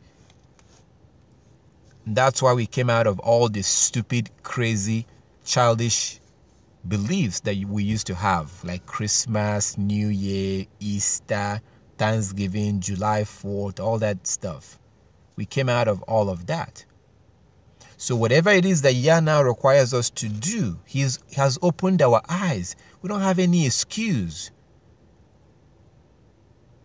There's so many examples that has been given to us. Whatever we need to do it now. Keeping Yah's law is number one. It's number one first before any other thing. That's it. Keeping His law is number one. And we cannot fall for the lies of Satan. That's why I gave you the example with the job I was telling you that I was making a lot of money. That's exactly what Satan does to people today. You even see him bragging about this in Luke chapter 4. You see Satan bragging that everything has been given into his hand. What the hell do you think he was talking about? He was referring to 2 Corinthians chapter 4 verse 4. He is the God of this world. Everything has been given into his hand. You see in Revelation chapter 13 how he has outsourced. He outsourced his duties to the Gentiles. They are now running the world. Look at the system in the world. It's all satanic. It has nothing to do with Yah's law. For those of you that saw that movie, that documentary, I think I'm going to do a commentary on that documentary. The education system in this world is satanic. I give you an example. I know somebody who is doing a PhD right now. He cannot keep the Sabbath. He cannot keep the law. He knows that she has to keep the law. She knows about these laws. But she can't because of the system that she was in. That's what Satan does. You want money? Sure, come get money. Come on. You want money, right?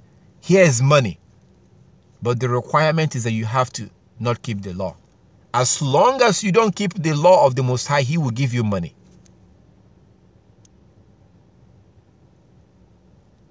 But if you want to keep the law, no. That's when things changes. That's when things changes. That's what he does to people. The wealth in this world and the money in this world and all these things, these are satanic. You have to be wise and get around these things and start your own business. Our sister over here, Sister English, I remember what she told me during the feast of Passover. So Friday was Passover. The next day, Saturday, was the Feast of Unleavened Bread. The day after that was the Sabbath. But our sister English, she took that Saturday and Sunday and Monday off. She took it all off. But we were talking and she asked me, I was like, no, Monday, you can go to work on Monday. It's only Saturday, which was the first day of the Feast of Unleavened Bread, and Sunday, which was the Sabbath day. But she took she thought that Monday was also a worship day. She took those 4 days off Now, why was she able to do this? Because she owns her own business. She runs her own business. That's why she was able to take these days off. If she was working for somebody, getting that Monday off would be very difficult. Getting those days off. That's why I speak about your children. They need to learn a skill so they can have their own business and only serve the Most High and not serve some filthy heathens that will be telling them when to come in and when to go. If you are in that system, you need to begin to think of how to get yourself out. That's why I say I'm going to offer you a counsel for free. Give you ways on how to get out of that system, what to do. I personally, right now, I'm thinking, okay, how do I need to, I really want to improve the way I serve Yah. I want to spend more time in serving Yah, and I want to spend the rest of my life in serving Yah. How do I get to do this every day? How do I get to do this and not for the rest of my life, 24 hours? Just how do I get to do this more? I thought about that. So I'm thinking, okay, what do I need to do right now to implement certain things? That will, you have to determine the kind of business you're going to do, the kind of things. So I'm thinking, how do I do that? Because this is the time for me. If I want to serve Yah for the rest of my life and devote all my life into, then I need to make certain choices right now, make certain things and certain investment and certain things right now. And I give Yah all the glory and all the praise, because the goal that I set for myself is very high goal. And I'm like, I put everything in the hands of Yah. My goal is just to devote every time and just everything and serve Yah. But of course, you need some money to buy some water. You need money to buy food. If you have children, you need to buy food for them. You need to do so. Eventually, you will need some money. So, but how do I implement and put things in place that I will not have lack for money, so I can devote myself into serving Yah 100%? And I give Yah all the glory, because as I make my plan, things is working out for me the way I plan. And I thank Him so much, because I'm like, if this works, then I will know that Yah approves of this. That's what we need to do. That's exactly what Yeshua was talking about in Matthew chapter 6. Seek first the kingdom and His righteousness, and every other thing will be added unto you. My goal is that kingdom. How do I walk towards getting into that kingdom, but also helping others? Not just being selfish and working out my own salvation by myself, but also helping others. So when I do gather with you on Tuesday, that Tuesday I could be working, I could be making money, I could be working and making money, but I choose to, not be selfish and not just, I could be like, no, hell no, we'll just meet on Sabbath day and that's it. No, but I'm like, what good does it do to walking out my own salvation with fear and trembling, and then forget others that I may be able to help? We have to devote. If you really want to make it into the kingdom of heaven, begin to actually do the work of the kingdom. And whether you are a woman or a man, I know that sometimes some women, so for those of you that fear Yah, for those of you women that fear Yah, you may be thinking, okay, how do I do it? Work for Yah? How do I serve Yah? How do I do it? You can do it. There are ways you can do it. You don't have to pick up a Bible, because for those that fear Yah, you're immediately thinking, okay, if I'm not supposed to teach the word, what do I need to do? If you want to do it, we can talk privately. We can talk privately and see ways that you can do it and enjoy it for the rest of your life, and enjoy it and enjoy doing it, and something that you can start doing and you'll be like, wow, why didn't I start early? Because those are things that will help you into getting into that kingdom too. Because it helps to keep you focused in that kingdom. That's what we need to focus on, and not be thinking like the Gentiles and thinking about materialism and thinking about, we need to focus on that kingdom. When we talk about going back to the old ways, look at the Hebrews. They typically own their business. Think of the apostles. They were fishermen. So they go to the ocean, they fish, they come out, they sell the fish. So you can decide, you know what, I want to be off next month. You can decide, okay, I'm going to be going to fishing every day. But look who you are depending on. Look who you are depending on for your business. Yeah. Because if you're in good standing with Yah, he will make you to, as soon as you put that net in the ocean, a lot of fish will come in.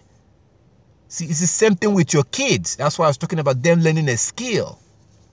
It's the same thing with your kids. When they own their own business, they depend only on Yah. So a fisherman can decide, I want to be off. Okay, let's say next month is the 7th month. I want to be off next month for all the feast days. Okay, I'm going to fish a lot. I'm going to fish so much and I'll sell them and I'm going to keep some fish. And by the way, you're not going to be hungry. There are different ways you can prepare fish and use it for food. You can roast them, you can cook them. So as a fisherman, you're not going to be hungry. You can sell them and then use some of the money and buy other foods. So these people were independent. They didn't work for people. They worked for themselves. Many of them worked for themselves. Most of them. Yah doesn't want us to be working for people. He wants us to work for ourselves and be dependent on him. Think of, if you go back even further, what makes you, where do you think Abraham got his wealth from? Did Abraham own some, was he working with some company? Where do you think Abraham got his wealth from? It was through agriculture. And Yah blessed him. Jacob, where did he get his wealth from? These men were wealthy. Where did their wealth come from? From the Most High. Because the Most High was blessing them. How can the Most High bless a child, a boy who is working for some company and they can hardly let him keep the Sabbath? Sometimes he will keep the Sabbath, sometimes he won't because they won't let him. They are forcing him that he has to shave. He has to dress like the Gentiles to go to work. How can Yah bless someone like that? And we love to say that Yah does not change. What makes you think that he has changed? If the Hebrews were not allowed to follow after the Egyptians or behave like the Egyptians, or the Assyrians, or the Philistines, the Babylonians, the Greeks, the first Romans, and then now the modern day Gentiles that descended from the Romans. Why do you think that the Most High will give this generation a pass if he did not give the older generations a pass? It's the same thing. So we have to help ourselves. When he says that Yah opens in Psalm 146 verse 8, Yah opens the eyes of the blind. I always give people an example. I get comments on YouTube. I get emails, I get all kind, I get stuff. But I get mostly this particular kind of comment comes usually from YouTube. People will be like, I'm so grateful I found your channel. I'm so thankful I found, I think there was one from Canada, like yesterday or something. And then there was like one, I get comments like that. I'm so grateful. I've been looking for this. Some people will say, I have been praying for guidance and Yah led me to you. I've been praying I get comments like this. But Yah these people were not rebellious. Yah will not lead a rebellious person to me, because what I'm talking about is keeping Yah's law. What I'm preaching is the gospel of the kingdom, which is that we have to repent. We have to stop breaking Yah's law and start keeping Yah's law. Why? Because of his coming kingdom. That is the gospel that Yeshua preached. So people who are rebellious to Yah's law are not really interested in that gospel. So what does that mean? These people were honest and truthful, and then Yah directed them and opened their eyes. Just like the people that we see in the place that we were reading earlier, 2 Thessalonians chapter 2. Look at what Yah does here. 2 Thessalonians chapter 2. 2 Thessalonians chapter 2. We were reading earlier in 2 Thessalonians chapter 2. Look at what Yah does to them. I think we stopped at verse 8. 2 Thessalonians chapter 2, we stopped at verse 8. And then the lawless one will be revealed, whom Yah will consume, or Yeshua will consume with the breath of his mouth and destroy with the brightness of his coming. Yeshua, when he comes, he's going to be killing people, mainly the Gentiles and a lot of the Hebrews that refuse to keep his laws. Yeshua will be slaughtering a lot of people. It will not be as it was in the beginning. It tells us that in Malachi, his second coming will not be like as it was in the beginning. And you also see the confirmation of that in 2 Thessalonians. So it says in verse 9, 2 Thessalonians chapter 2 verse 9. The coming of the lawless one is according to the working of Satan, with all power, signs, and lying wonders. That's why when I did take you to Revelation chapter 13, Revelation chapter 13 talks about the fourth kingdom that will rule the world. That fourth kingdom gets its power from Satan, according to Revelation chapter 13 verse 2. Revelation chapter 13 verse 2 tells you that Satan gave his power, his throne, and his authority to that fourth kingdom. That fourth kingdom, it was not a beast. It's a nation of people who you are now living within today. Here you see 2 Thessalonians telling you that this lawless one that will come, that was one of the emperors, Constantine. He was the one that founded Christianity. So it says in verse 9, 2 Thessalonians chapter 2 verse 9, the coming of the lawless one is according to the working of Satan, with all power, signs, and lying wonders. Verse 10, and with all unrighteous deception and among those who perish, because they did not receive the love of the truth. What is the truth? The law. Yah's law is the truth. Because they did not receive the love of the truth, that they might be saved. Again, back to the garden. We were separated from Yah. The wages of sin is death. Yah says the day you eat of that tree, you will die. The wages of sin was death. Yeshua said that he came to bring sinners to repentance. So keeping the law that's how we get to have life. The tree of life, Revelation 22:14. So these people here that rejected the truth, 2 Thessalonians chapter 2, 2 Thessalonians chapter 2, verse 10, and with all unrighteous deception among those who perish, because they did not receive the love of the truth, that they might be saved. Verse 11, and for this reason, 2 Thessalonians chapter 2 verse 11, and for this reason Elohim will send them strong delusion, that they should believe lie. Verse 12, that they all may be condemned who did not believe the truth, but had pleasure in unrighteousness. Righteousness is keeping the law. Unrighteousness is not keeping the law. Luke chapter 1 verse 5 and verse 6. Luke chapter 1 verse 5 and verse 6 describes Elizabeth and Zechariah as being righteous because they kept Yah's law. That is what righteousness means.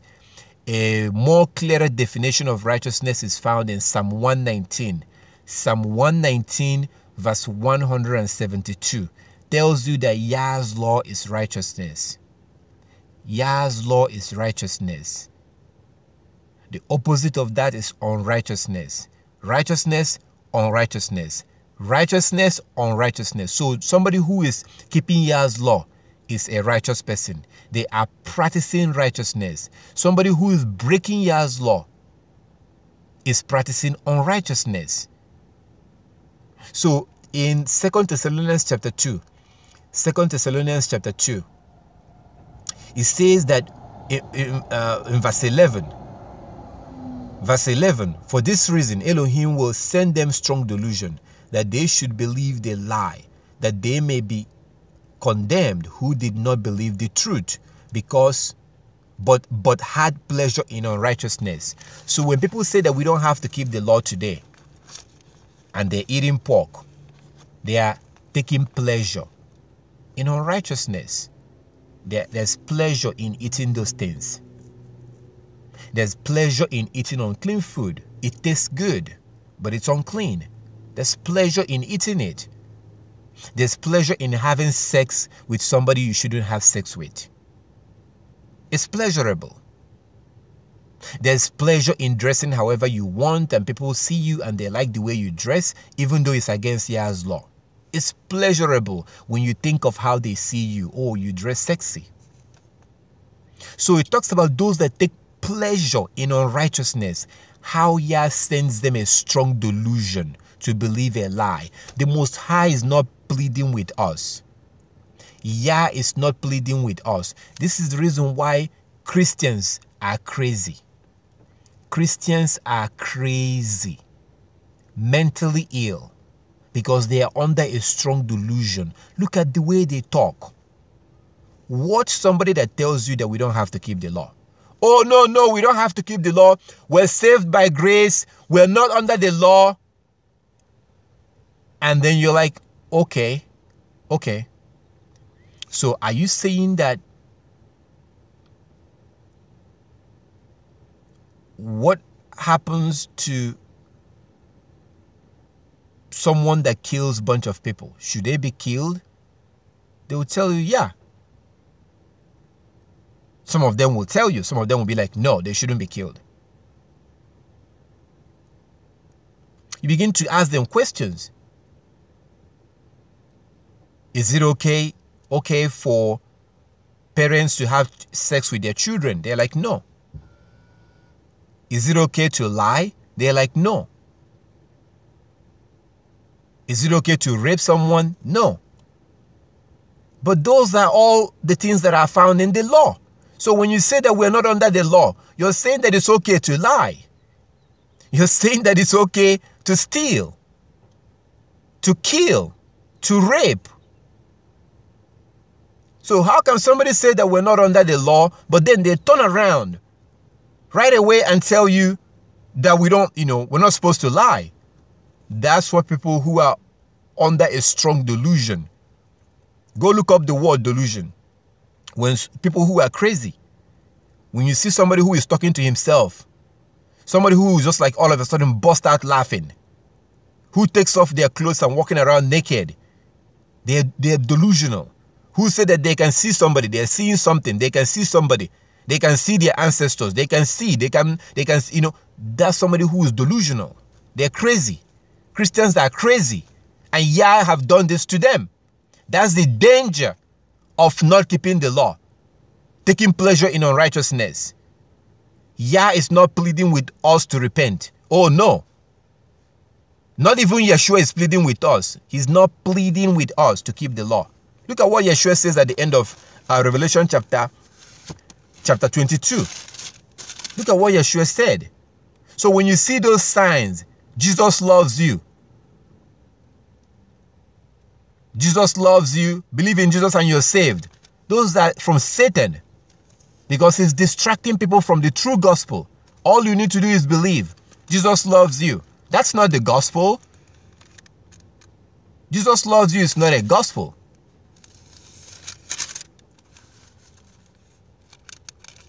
Those that Yeshua sent to go preach the gospel, Yeshua told them to buy some sword. Take some swords with you. Sell your clothes and buy a sword.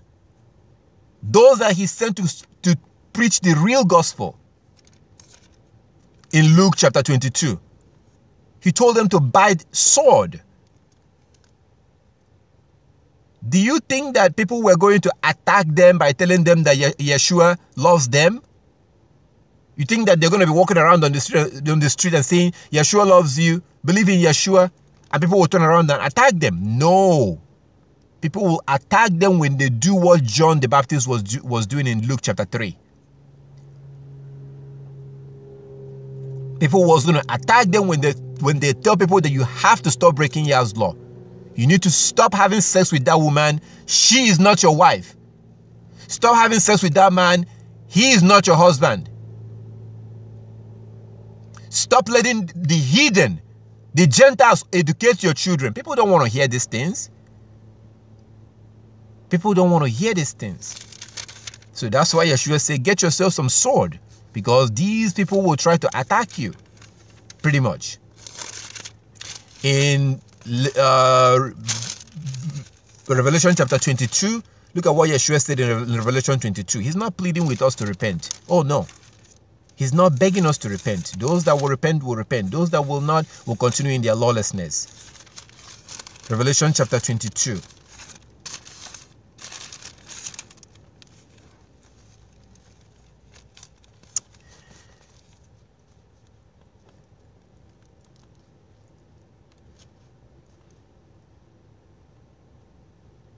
Yeshua says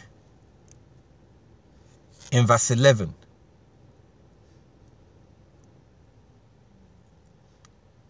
Revelation 22 from verse 11,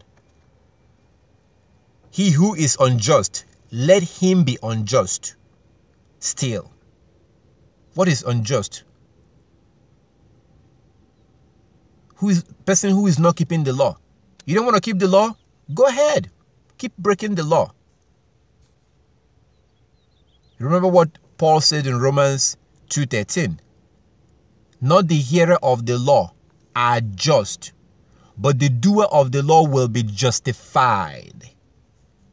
Just is a legal term. And when I mean legal, I'm not talking about pagan, Gentile law system. No. I'm talking about Yah's law. So just is a legal term biblically. Justice, just, justice, justified. Paul says in Romans 2:13 that not those that hear the law are just in the sight of Yah, but those that do his law, keep doing it. We are gathered today because if you don't go to work today and you gather to keep the Sabbath, you're doing it. You're doing the Sabbath. You're actually putting it into action.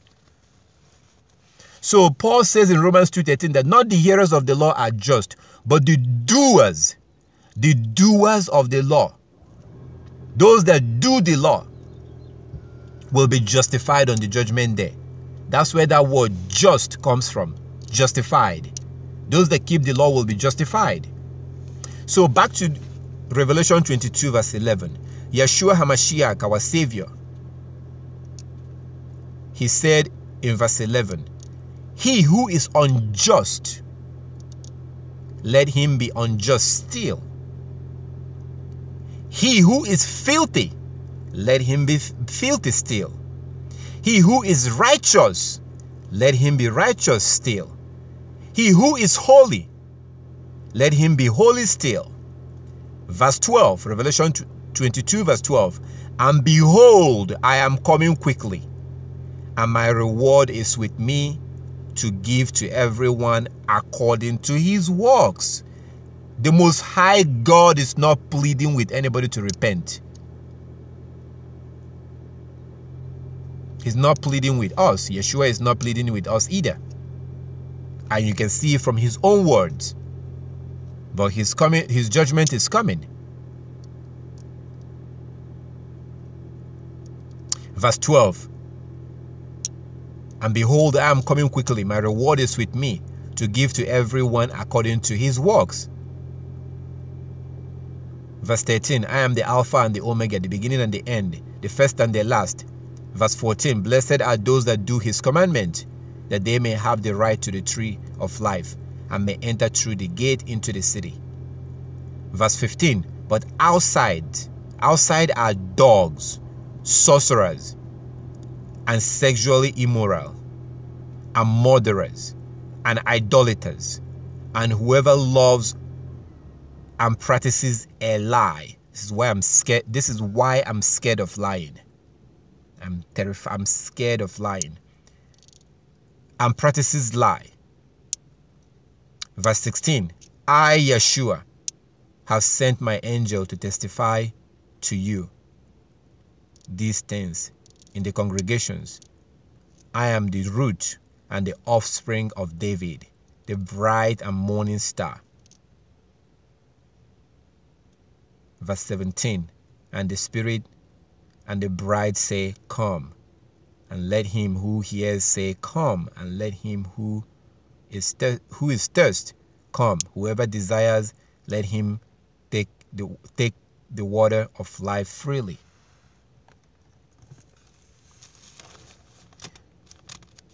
So Yah is not pleading with us to repent, to make the changes that needs to be made. It's up to us. The more you are given, the more you will be required. Yah is looking for remnant. You need to know about 2nd Esdras. 2nd Esdras chapter 8, verse 1 to 3. Please, you need to know about that place. Write it down and read it for yourself. This world has been created for many people. The world to come is for very few people. It also says in verse 3, 2nd Esdras chapter 8, verse 3, many has been created, few will be saved. The Most High said in Amos chapter 9, verse 10, Amos 9:10, sinners among my people will fall by the sword. Sinners among my people will fall by the sword. Those that refuse to keep the law. You can jump up and down and scream up and down on how you are a Hebrew and how you are a Hebrew, blah, blah, blah. If you don't keep Yah's law, if you keep keeping the Sabbath on Saturday, you're deceiving yourself. Because your ancestors did not keep the Sabbath on Saturday. And they did not keep it on Sunday either. So, at the end of the day, it comes back to the law. Anything that will separate you from keeping the law, run. Stay away from that thing. Anything that keeps you from keeping the law is keeping you away from your God.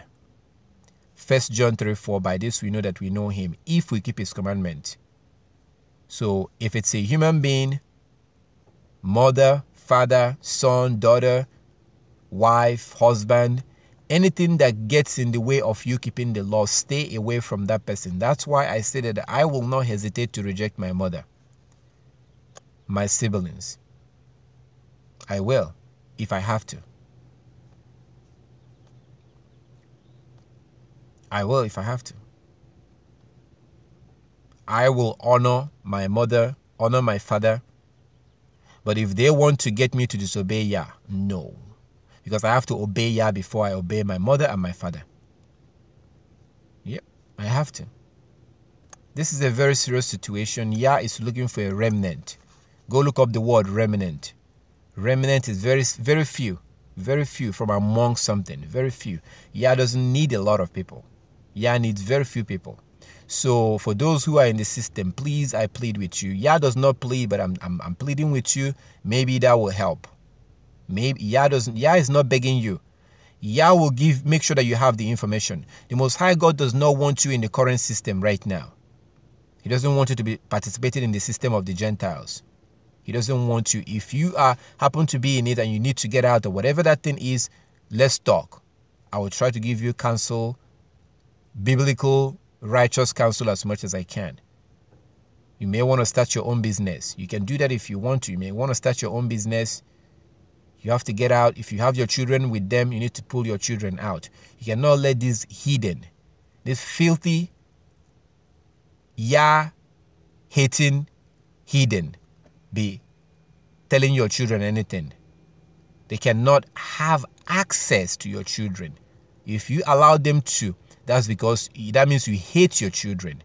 These wicked, filthy, disgusting, righteously filthy, biblically and righteously filthy heathen should not be talking to your children. They shouldn't be telling your children anything, not to even mention teaching them anything. These people are spiritually filthy in the sight of the Most High. Yah requires you in Deuteronomy chapter 32, verse 46. Deuteronomy chapter 32, 46, to educate your children according to the law, to teach your children the law. You can teach them how to read, how to write, how to calculate, all from the Bible. You can do that. You can do that all from the scripture. You shouldn't be sending your children to these spiritually filthy heathens. Most of the time, they are physically filthy too. Teaching your children about homosexuals and men having sex with men and all kinds of stuff. Teaching your children to be who they are, and psychologically manipulating them and letting them know that if he's a boy, he can actually be a girl if he wants to. If she's a girl, that she can actually be a boy if she wants to. These people should not have access to your children. And when you do allow that to happen, or when you yourself get involved in their system, then you are making yourself an enemy of the Most High, like it says in James chapter 4, verse 4. If you are part of their system, you gotta get out. It's as simple as that, because if not, you will not make it into the kingdom. John chapter 3, it's that simple. Yah is warning everyone, not just you, but everyone. This is the gospel. We're waiting for the kingdom, and while we do that, we have to be like the 5 virgins you read in Matthew 25. Not like the 10 virgins. We have to be like the 5. Think of what people would think of that 5 virgins when they were keeping to themselves, holding on to their oil and their lamp. Think about that. They were not having fun according to the people. That's how people will see them. But look at what happened. Those who were goofing around, and look at what happened to them. This is real. Yah have given us different kinds of examples as to what he's going to do. So when we end up failing, when we end up getting caught up in the system, and Yah have done everything, he has warned us. So the rest is left up to us. And in order to do this and do it properly, we have to be willing to do this with all our heart and with all our soul in truthfulness, like it says in Psalm 145. In Psalm 145, we have to do it with all our heart in truthfulness, and that's the only way we're going to make it into the kingdom. Because Yah is watching us right now to see those who are, looking for loopholes when it comes to food, loopholes when it comes to dressing, loopholes when it comes to keeping the Sabbath. He's watching us. He's just watching us. That's exactly how it was in the time of Noah. He's watching us, but he's not going to watch us forever, though. He's not going to watch us forever. The North Koreans are getting ready their bomb, their nuclear bomb. The Iranians are getting ready their nuclear bomb. Yah is not going to watch us forever. Very soon, those bombs are going to start going off, and it will be killing in millions. Those nuclear bombs will be killing in millions.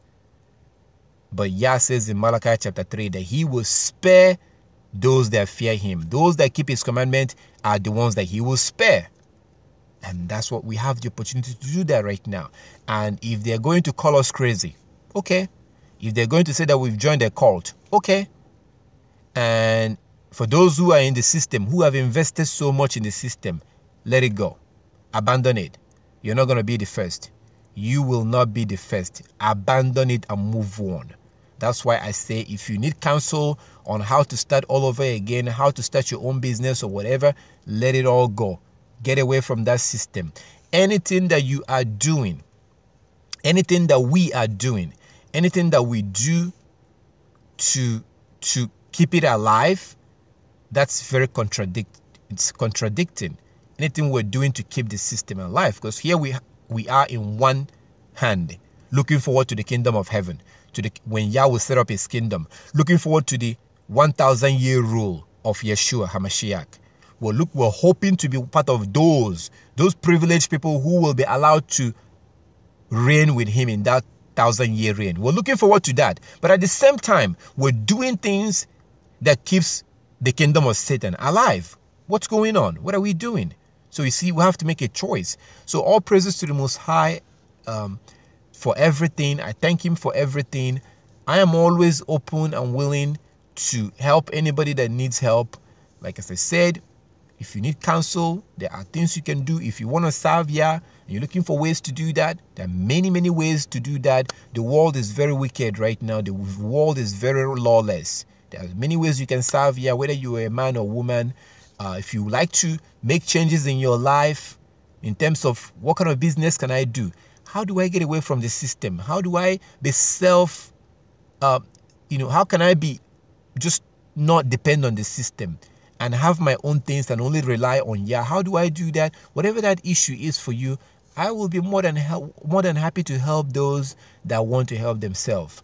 Those that are goofing around and think that this is a joke and are just sitting around and just, those that think that this is a club, well, I cannot say more than what Yeshua said in Revelation 22. If you want to be unjust, if you're goofing around and you think that this is a joke, go ahead. Keep on doing what you're doing. I can stop you. I have no right to stop you. I can stop you. But I do have one right, though. I will separate myself from you if I find out. Because I don't want to be like, I'm going to be like those 5 virgins you read in Matthew chapter 25. I want to be like those 5 virgins, So all praises to our Heavenly Father. I thank you for everything. I give him all the glory and all the honor. I thank him for this wonderful Sabbath, for giving us the opportunity and opening our eyes and letting us to know his truth. I thank him very much. I also thank him for the life of all the other brothers around the world, those that we know, those that we don't know. There are people all over the world. I found out about some people, people who were observing the true Sabbath, but they were so secretive. They were in a different place that I was. They're in a different place that I was at that time, and I was asking them. I was very happy to come across that congregation. I was asking them because I wanted to send. I do get calls. People will ask me, "Do you know of a congregation I can join?" and stuff like that. So, but this congregation refused to give me their information. They don't let people join them. They're very strict, which I totally do understand. I have no problem with that. I do. If you understand how serious this is, then you will understand. We had somebody who had joined us here some time ago who was basically, if I am to say what he was trying to do, he was trying to have sex with one of the sisters. He would join us over here. He would be like, he used to join us a while ago. I think he was with us during the last Passover, the last feast. But he will then turn around privately, be contacting the sisters. He was contacting one particular sister and bothering her, trying to travel to the state where she was, telling her how he was lonely and how he likes to date particular type of women, how he likes to date with Hebrew women and blah, blah, blah. And that, basically he wouldn't mind coming to the state where she was. And she was very uncomfortable. So she would keep telling me, look at what this brother is doing. Look at what he's, I was like, well, you are an adult. He's an adult. You have to, if you tell me that you don't like what he's doing, I can stop him. But, you have to work out your own salvation. But eventually I had to talk to him. So there are people like that goes from congregation to congregation looking for people because they realize that by saying that they are brother, by calling brother and calling sister, that they can easily manipulate people and easily, deceive people. There are people like that. So I don't blame congregations that, like a while ago, this was a while ago, I found out about this congregation and I was trying to get their information. I was trying to, so in that way, maybe I could send someone, maybe because I had some family members that was close to them, maybe I could send somebody, a family member, to go join them. But they were very secretive. They were very, very secretive, and they were keeping the Sabbath on the actual day, but like we're doing today. But they were not very open to, which again, I understand why, because Satan can easily creep in. So I pray for all the congregations. I thank you for all the congregations worldwide, wherever they are, anywhere they are in the world. I thank you for opening our eyes all over the world, and people are now waking up. I wish and desire for the well-being and the strength of all these congregations all over the world, wherever they are, any corner part of the world, wherever they are, and for any man and for any woman that truly want to walk in the ways of Yah. Those that I know and those that I don't know, I really, from the bottom of my heart, pray for them. I wish that Yah will give them strength to continue in this journey and to protect them and to guide them wherever they are. And same thing I do for you, my brothers and my sisters, wherever you are. I know we're in different parts of the world. Wherever you are right now, may Yah strengthen you, protect you, and guide you, and give you strength to continue in this journey, for you to really understand what's going on here. I try to break these things down and present it in a way that it will be easy to understand, in a perspective that you can understand. That's why I'm using the garden to give you an example. I'm trying to show you the bigger picture. Okay? The bigger picture. This is what separated us. This is what will bring us back. That's simple. Very easy to understand. Lawlessness separated us from Yah in the garden. Lawlessness, by keeping the law, we will come back. I'm not just saying it. That's exactly what Yeshua is trying to get you to understand. Lawlessness separated us. Adam and Eve, Adam broke Yah's commandment. He and his wife was kicked out. From that moment on, there was now a wall between us and Yah. An angel was posted to protect and guide that tree of life.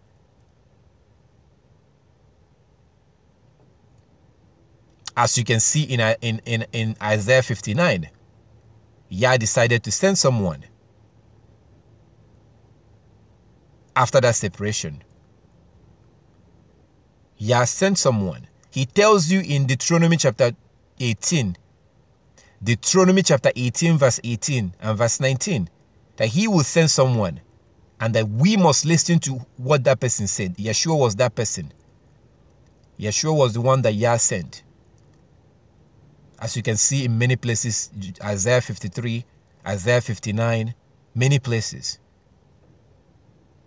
So that Yeshua that Yah sent now tells us in Matthew chapter 9 verse 13 that he did not come for the righteous, but he came to bring sinners to repentance.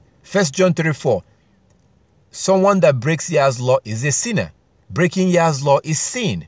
So here you have that person that was sent, now telling us why he was sent. He was sent to bring sinners to repentance. It's that simple. And then he also tells us in Revelation 22:14. Revelation chapter 22 verse 14. He now went on to tell us that those who will be allowed to eat from that tree of life. Remember that the same tree of life that Adam and Eve was kicked out, that they couldn't eat from? Whoever keeps the commandment, they are the ones who will be allowed to eat from the tree of life and will now be allowed to come into the kingdom of the Most High, to come back to the Most High.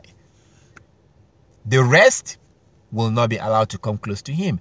This is very simple, very basic understanding. So at the end of the day, it comes back to the law. That's why anybody who doesn't want to keep it, who does not want you to keep the law, that person is your enemy.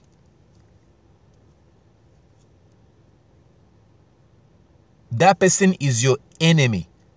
Your mom, your dad, your brother, your sister, your wife, your husband, your boss, anybody who is in any way, shape, or form trying to discourage you, persuade you, stop you, directly or indirectly, that person is your enemy. Anybody who is offering you anything and the condition to which you are going to get that thing is by breaking the law, that person is your enemy. That's why I talk to those that are in the system who are being rewarded by your job, the money that you get. It's coming from Satan. You get given money as long as you are breaking the Sabbath, as long as you're shaving your beard, as long as you're not dressing moderately, as long as you're wearing pants if you're a woman, as long as you're not covering your hair. These are Satan offering you, making these offers to you. But he's doing that to you mainly today through the system that have been set up, that are being run by the Gentile, by the Europeans. It is what it is. Anybody who is getting in your way, because that person is they're doing the work of Satan. You're selling your soul. When you're not keeping the Sabbath because of money, when you're not dressing moderately because of money, you're selling your soul. You might want to read Luke chapter 1 and see what Satan was saying. Satan is offering you those little things, or whatever you want, he will give it to you as long as you don't have to keep the law. But he's deceptive. So they are very, very corny and deceptive the way they are now doing exactly what I'm talking about. They're doing it in a covert way. That's why they promise you of all these good things that your child is going to get, and how they're going to have such a good life, and everything will be so fine, and everything will be figured out as soon as he gets that degree. Just get the degree, everything will be fine. Get that degree, the college degree, the master's degree, the PhD, everything will be fine. It's all lies. It's lies and lies and lies and lies and lies. So they've figured out a deceptive way to achieve a very simple goal. And you will not see it by promising you all these things. That's why I encourage, let your children go and learn skill. If your child follows Yah's way, by the time he's 16, he will have his own house. Yeah, his own house.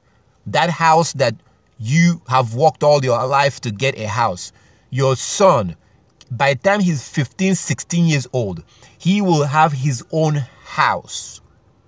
100% paid for. If you will follow Yah's way. So in that way, he doesn't have to be in debt, paying mortgage in a house that is not even his own house in the first place. May Yah help us. That is, if we help ourselves. If we continue to deceive ourselves and continue to play games, well, like Yeshua says, let those who are unjust be unjust. Those who are righteous, he's talking about those who are keeping the law. Let them continue keeping the law. I will continue trying my best. All praises to our Heavenly Father. I thank you for everything. I thank you for every single one of you, my brothers and my sisters. I thank you for your life. Thank you for protecting you and guiding you, for opening your eyes. I also thank you for your families, and I'm hoping that one day they will call you and begin to ask questions, and they will humble themselves and decide to keep Yah's law. I know it's less likely to happen because they will choose to take pleasure in unrighteousness, and when that happens, then we have to take the first step. I can guarantee you that if Jonah or Noah, not Jonah, if Noah, if he played any single game with the Most High, Yah would have just pretty much just wiped everything out. He that created Adam can create another person. Look what he did to Lot's wife. Like as I said before, look what he did to Moshe or Lot's wife. He that created Adam and Eve, he still has the power to wipe everything out and start all over again. He told Moshe that he was going to do it. And Moshe started pleading with him. He wanted to wipe the Israelites out, kill them all. And through Moshe, start all over again. He's not in a hurry. Yah does not operate within time. Yah is not bound by time. We are bound by time. We are bound by time. We go by time. At some point we were not here. Now we are here. We're limited by time. If Yeshua did not come back 100 years from now, most of us will be gone. 100 years from now, most of us will be gone. But that's not going to be the end, though. That will not be the end. Yah is not limited by time. So he's not in a hurry. He can wipe it all off right now, kill everybody and start all over again. Because Yah cares about quality over quantity. Quality over quantity. So we have to make the first move. Our ancestors screwed up. They made a very terrible mistake. We have to now look at everything they did and be like, they did wrong. They disobeyed the law. We have to keep the law. And we actually have to begin to do it with our actions. When we begin to do it with our actions, that's when he will then help us. He will now help us. Right now, I have no issue with the Sabbath, keeping the Sabbath. It's become part of my life. Not a big deal. It's become part of who I am. But there are people that may still be struggling with keeping the Sabbath. Yah help those that try to help themselves. Same thing. So we have to incorporate these things to become part of our life. I give Yah all the glory. I thank him for this wonderful holy day. I thank him for everything. I thank him for your lives and the lives of your family. May Yah, all glory and all honor and all praises be to him. I thank him for everything. And to Yeshua, our Savior, too. I give Yah all the glory in Yeshua's name. May Yah protect us and guide us. I mean, all glory go to him. I don't want to make it all about us. May all glory go to the Most High.